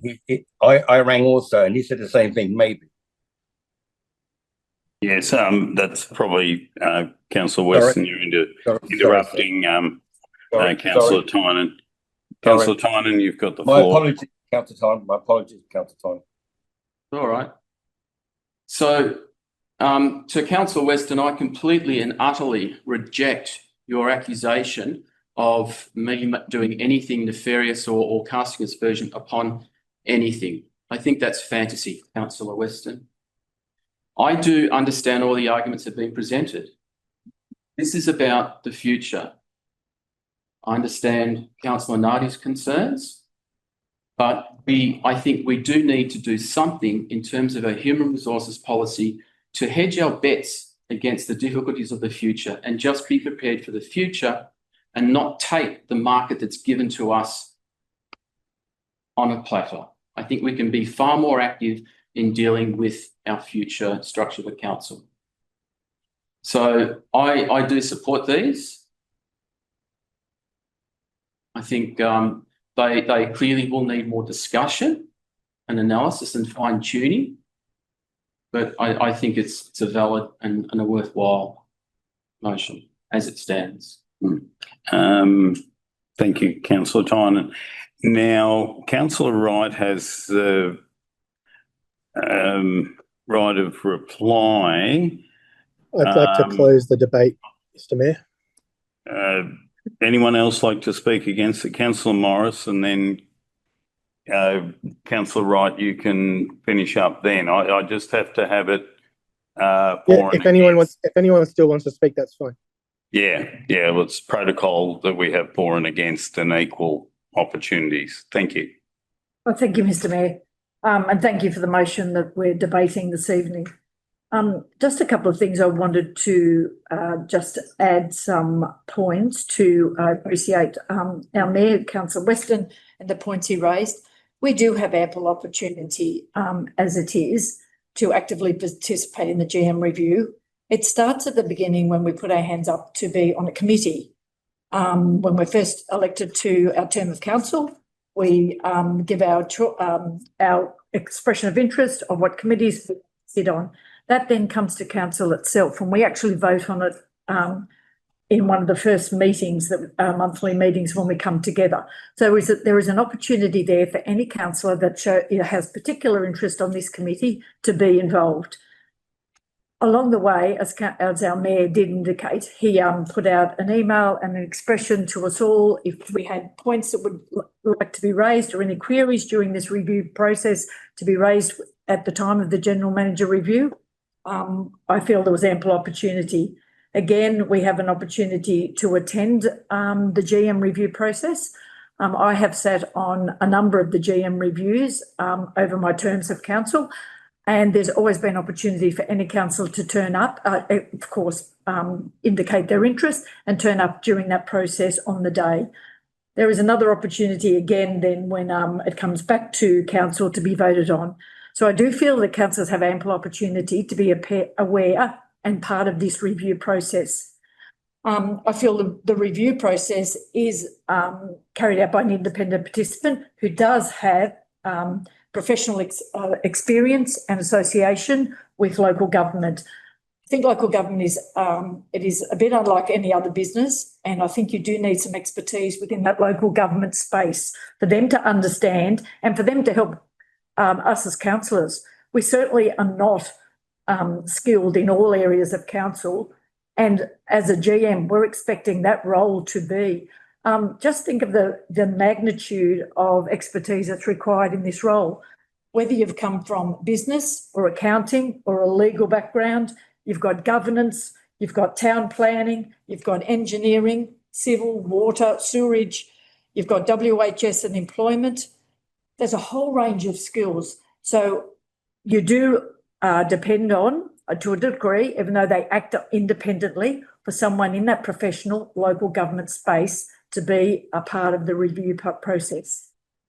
I also am in agreement in most businesses with grow your own. I think once you get to senior executive levels and certainly GMs or MD roles, you certainly are looking for a wide breadth of experience and skills, and of course, tertiary trained skills.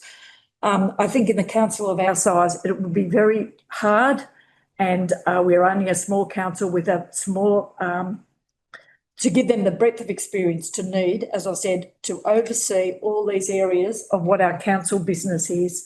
I think there is a definite advantage in coming from a wider space and outside experience, whether it be in local government or from outside in private or public enterprises. So overall, I think we do have checks and balances in place for this review process. And I am happy. I will be voting against the motion that's on the table this evening because I think we have the process already satisfactorily in place. Thank you, Mr. Mayor. Thank you, Councillor Morris. Councillor Wright, would you wish to take up your right to reply? Yes, thank you, Mr. Mayor. Through you, I'll just say that listening to my fellow councillors speak on all these points in the recommendation, I have reflected and my views have definitely changed. I agree that 0.5 is somewhat restrictive, probably redundant. I've already stated that, you know, growing our own is a good goal, but I think we have a very small team, and I echo the point that Councillor Morris made about that. I think that the point number one, that all serving councillors actively participate in the GM review process. I think that this might be a recommendation to bring up on its own another time, because it is one thing that I don't want to relitigate, but at the time it was controversial. Many of us were new councillors. We didn't feel that we'd had the opportunity to get on that committee. We didn't really know what it was. I mean, we were presented with 40 different committees. I think that I'd like to think that if anyone had asked to be on it, to be at that, who wasn't on the committee or who wasn't invited already, that they would be allowed to. I know that it was my understanding from discussions after that, that it shouldn't be controversial for any councillors who want to be part of it to be part of it. And I don't accept that putting comments in for then other people to present them is adequate. I think if people want to be at the review, I think they should be allowed to be at the review. But this recommendation has multiple points. So I absolutely understand why some councillors will be voting against it. And I would like to close the debate, Mr. Mayor, if that's possible. It is certainly possible, Councillor Ryan. So we've reached that point where there's no further discussion, and I will put the motion, the amended motion. All those in favour? Okay. Those against? Okay. Motion lost. Thank you. So, Mr. Mayor, that means we now go back to the original motion and have to deal with that. Okay. No. Do we No, need to repeat the discussion. debate? No, I don't think process? so. You might just want to go through the voting for it. Okay. Is everybody happy with that? You feel that you've been given a fair thing? Okay, well, we'll move the original motion as presented with all 7 points in place. So I'll put the motion. All those in favour? Okay. Those against? Okay. Motion lost. Thank you. Now, item 10 is confidential matters.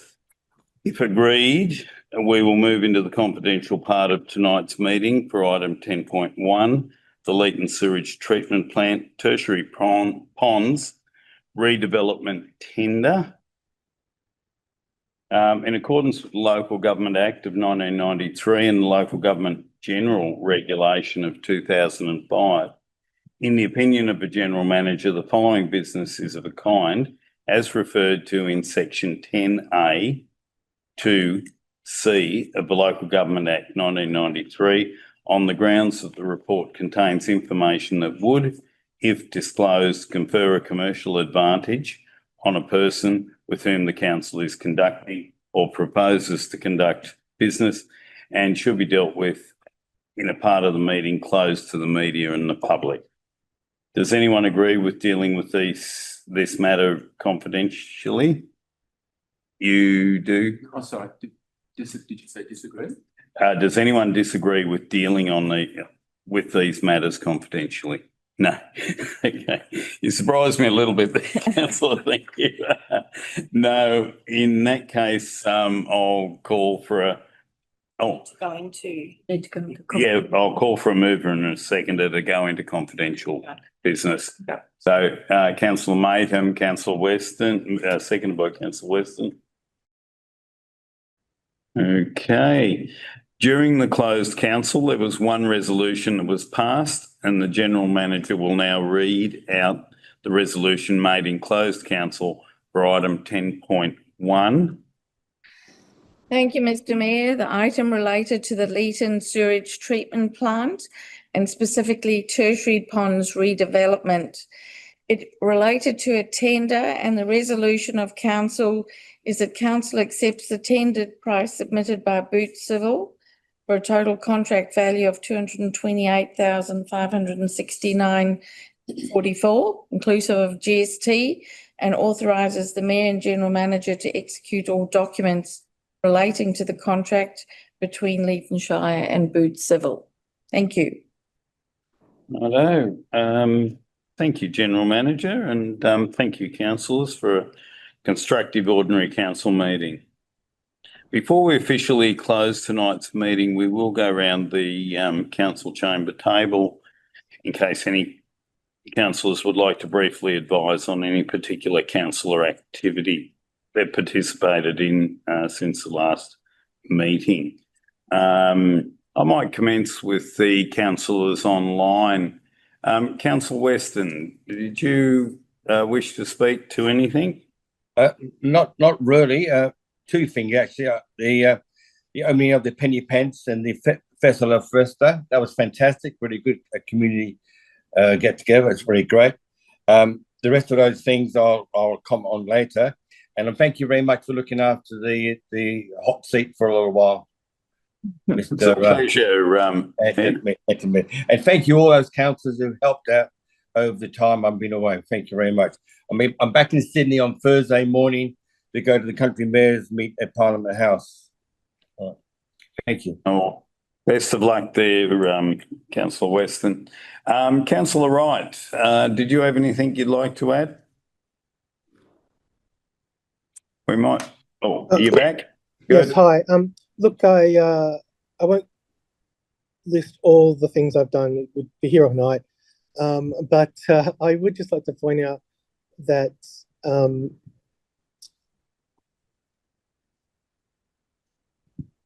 I did attend the Leeton District Hospital's open day, and I was very impressed by the dedication of the staff, by the new facilities, and by the new management. I think has been really good for the hospital. The new hospital manager is also looking ahead and thinking of, this has become a cliche for us in this meeting, but growing our own and looking at upskilling existing staff and trying to get them on the nursing track. And I think that's really great because it's more than just school leavers that should have that opportunity. I just recommend everyone reach out to Emma, and I'm sure that she or someone else will be able to show you around if you weren't able to make it at the open day. It was very, very enlightening, and I feel much more confident about the future of our health facilities here going forward, having seen what's actually being done. It seems that the relationship that council has with Murrumbidgee Local Health District has borne fruit, and I think that the General Manager and the Deputy Mayor should be particularly proud of that, I know that you've both been most closely involved with that relationship. So just wanted to point that out as a particular highlight of the last month. Thank you. Thank you, Councillor Wright. I acknowledge the hard work done by the General Manager and never say die. And as someone who's been an advocate for health for many, many years, I appreciate your comments. Councillor Tiffin. Yes, thank you, Mr. Mayor. I will echo what Nick just said, what Councillor Wright just said, noting I was excited to see that there might be movement on sonography at Leeton Hospital, which I'm sure that certain people in the room there have had a big hand in. That'll be a huge leap forward again. I was happy to attend the Youth Council meeting, as previously mentioned. I could not attend the Community Strengthening Grants Committee meeting, unfortunately, because remote attendance wasn't an option. I loved going to the fiesta. It was so diverse. It was like, you know, it was diversity overload, and everyone was so full of joy. And yeah, that was a wonderful thing to experience and wander through. It was interesting talking to Professor Drew, and just a couple of other comments. I've had some really exciting conversations in the last few weeks around social housing, as I previously mentioned, with some fellow councillors around, you know, innovative ideas around targeted training, and also a few interesting nibbles on building arts networks between Leeton and national and international organisations. So that's been very exciting. Thank you, Councillor Tiffin, and thanks for the good work. Councillor Morris. Thank you, Mr. Mayor. Look, I'm just going to touch on the wonderful Leeton events that we've hosted. The Penny Pennants, it was delightful being there that evening. They had a record number of entrants in the competition and exhibitors and attendance on the opening night, so which was really encouraging, and it was wonderful to see the youth section and so many participating in that coming through. La Festa was a wonderful evening also with such diversity and I think in our new where it was always to be its home, our Chelmsford Place was certainly the right venue to be able to give room for the crowds and people and the wonderful stalls. Just to touch on Anzac Day, and congratulations to our staff with the digital display. I mean, I've heard nothing but wonderful comments that have just added another layer of dimension to it all. And, you know, we couldn't have done it if we probably had painted those water towers with more permanent fixtures. So it has given us that diversity to be able to do a whole range of things, and that's certainly been very well showcased and received by our community. I think it's given everyone credence then between those activities that I've just mentioned to actually make use of our Chelmsford Place and see its potential that we've been able to achieve, and look forward to, of course, more things and you know, developing over time with it. So thank you very much, and look forward to Professor Drew's further sessions after he's put his reports together. So thank you, Mr. Mayor. I concur with you, Councillor. Councillor Maiden. Yeah, just a couple of things. I attended the Youth Council meeting at the beginning of April. The Fiesta La Leeton, I just wanted to say congratulations to the council staff that were involved in that event. It was a fantastic event, echoing Councillor Morris's sentiments. The move up to Chelmsford Place, I think, was the right one, and allowed for that crowd to, you know, have, you know, access to green space and just to be just, I guess it was just, yeah, it was a better space, and really good for the performances also.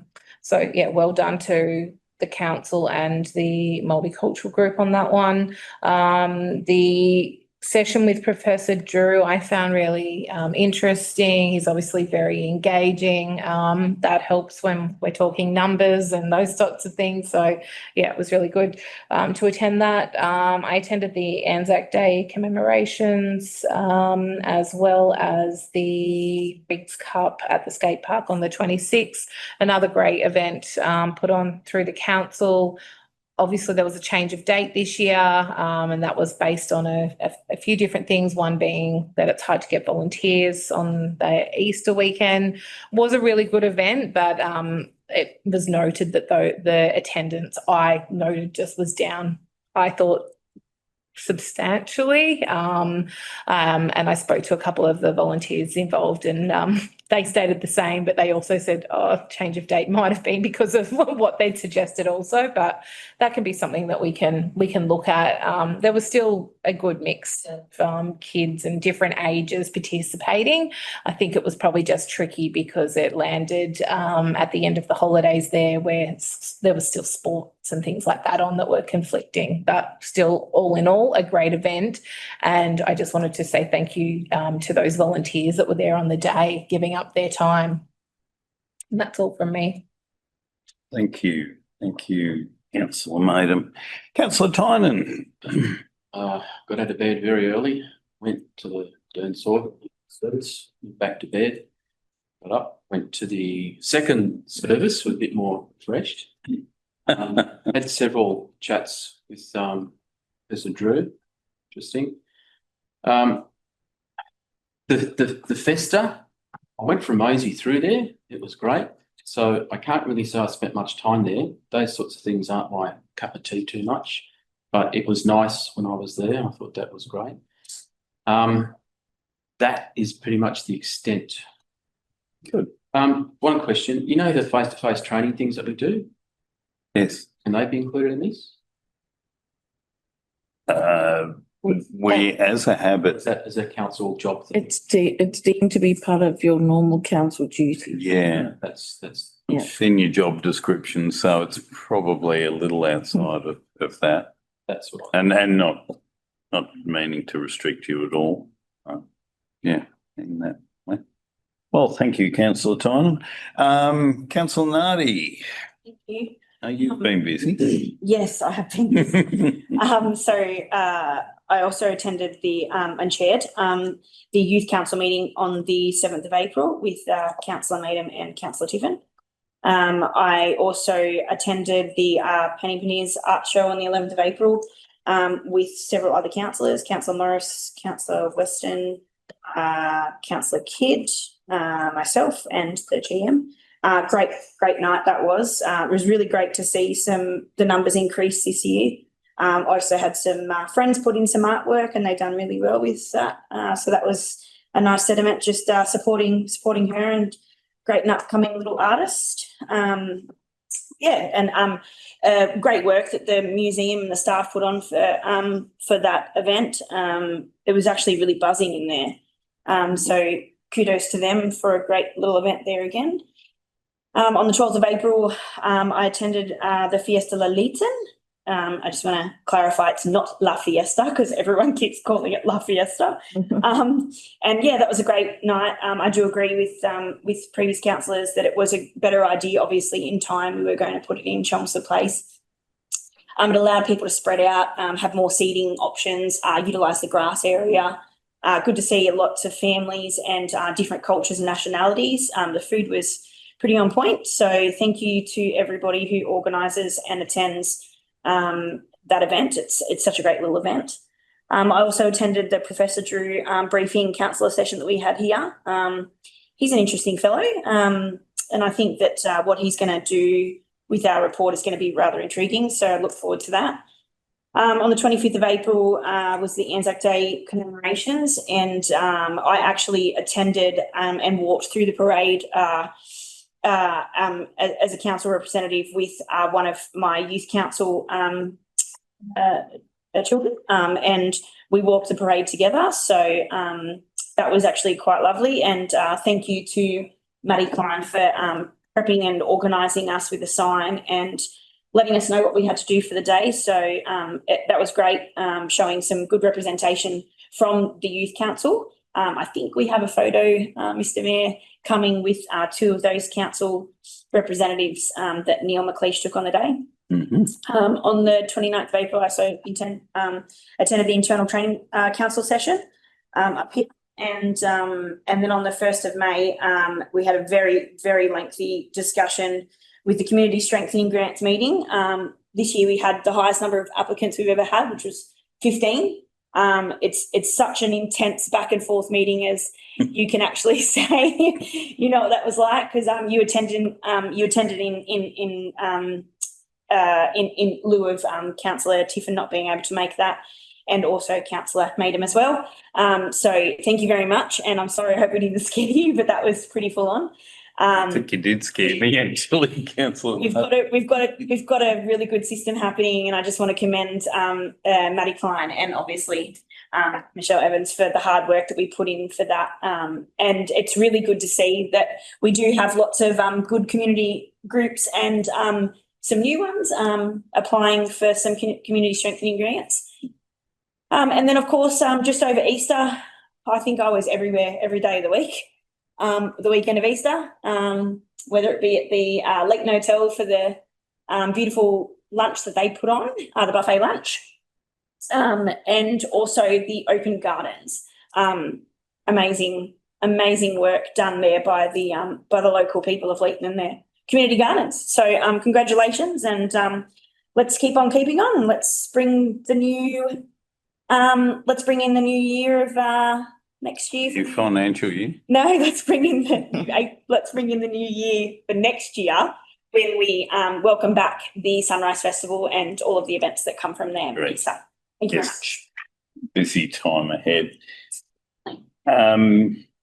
Yes, look, it's been a privilege for the last few weeks to represent the Mayor, Councillor Weston, and I thank him for that support. With that, we did a number of interesting things. We did a tour of Councillor Weston and I did a tour of the rocks with the Eisteddfod people, and talked through some inquiries they had, and a very positive result there. Also went to the Narrandera Leeton Airport Committee meeting. Just in the background, the next few months will be a very interesting time with regard to regional aviation. So keep your fingers crossed, because regional aviation is extremely important to how we do business, not only council, but the whole community, and any business person or farmer in this town. This is a very important thing. So stay tuned. We are on top of it, but we will play to the scenario that gets dealt to us there. Look, it was an absolute pleasure to go to the Penny Pannets Art Prize and present that. It's very dear to my heart, and I knew Penny very well. We, as the other Councillor Nardi and Councillor Morris have said, we're getting ourselves into a problem here. We're either going to have to knock down some walls or spill onto the street. 57, I think, artists that contributed, over 200 works. As Councillor Nardi said, a lot of really young people coming through. The future is good. I don't know if we have a budget for knocking out walls up there, but we're going to have to deal with that problem. All sections. Yeah, what a wonderful problem to have. And the fiesta was fantastic, and I must admit I found the Malaysian food stalls, and I love Malaysian food. So I don't know if Councillor Weston got a Penang satay on my recommendation. We're ready to go out as soon as this feed. We're out down the street for a Penang curry. Brilliant, mate. They're the best thing out. We've also done a fair bit of filming for the recruiting for the manager's position, GOGELDRIE Weir. Also, we've done some video work for Win News, along with Marianne Ionelli with regard to the Collaborative Care Health Project, and also with Director Darby regarding the Vance Estate. So we've really been putting that out there. Also, it was a great privilege to represent the Mayor at the Anzac commemorations. I feel, and the vibe I'm getting from the community, is that we're doing Anzac really well. There's a lot of people. I've been up watching the show, if we call it a show, the presentation on a couple of nights, and there's been people there with tears in their eyes and just absolutely blown away. That again also, and I think we're going to become known for that, and I think people will be copying us, to be quite honest. Again, it gives us another problem, not necessarily a bad one, but we have had an influx of people with old photographs, and Director Evans can talk to you about that if you like. We've also had numerous requests for more flag poles to put them on. I did have one person actually offered to make a contribution to it, so that was good. I've got his name, but yeah, that's really grabbed the community. So for all the people, and I think that's Fran and her crew, that's just been an absolutely great thing. And we should recognise those people. They were people who went before us and in many cases made a supreme sacrifice. So it's a great thing, and we're very proud in this Shire of our servicemen and women, and we're happy to celebrate them. But we will need to probably get some more flagpoles to keep everybody happy. With that, that will do me. General Manager, do you have anything to add? No. Or the directors? No? All good. Well, with that, I'll now declare the meeting closed, and I won't take any notice of that clock. I'm making 9:10. Oh. I think the clock's still 6 minutes past 9. Thank you, everyone. Good night.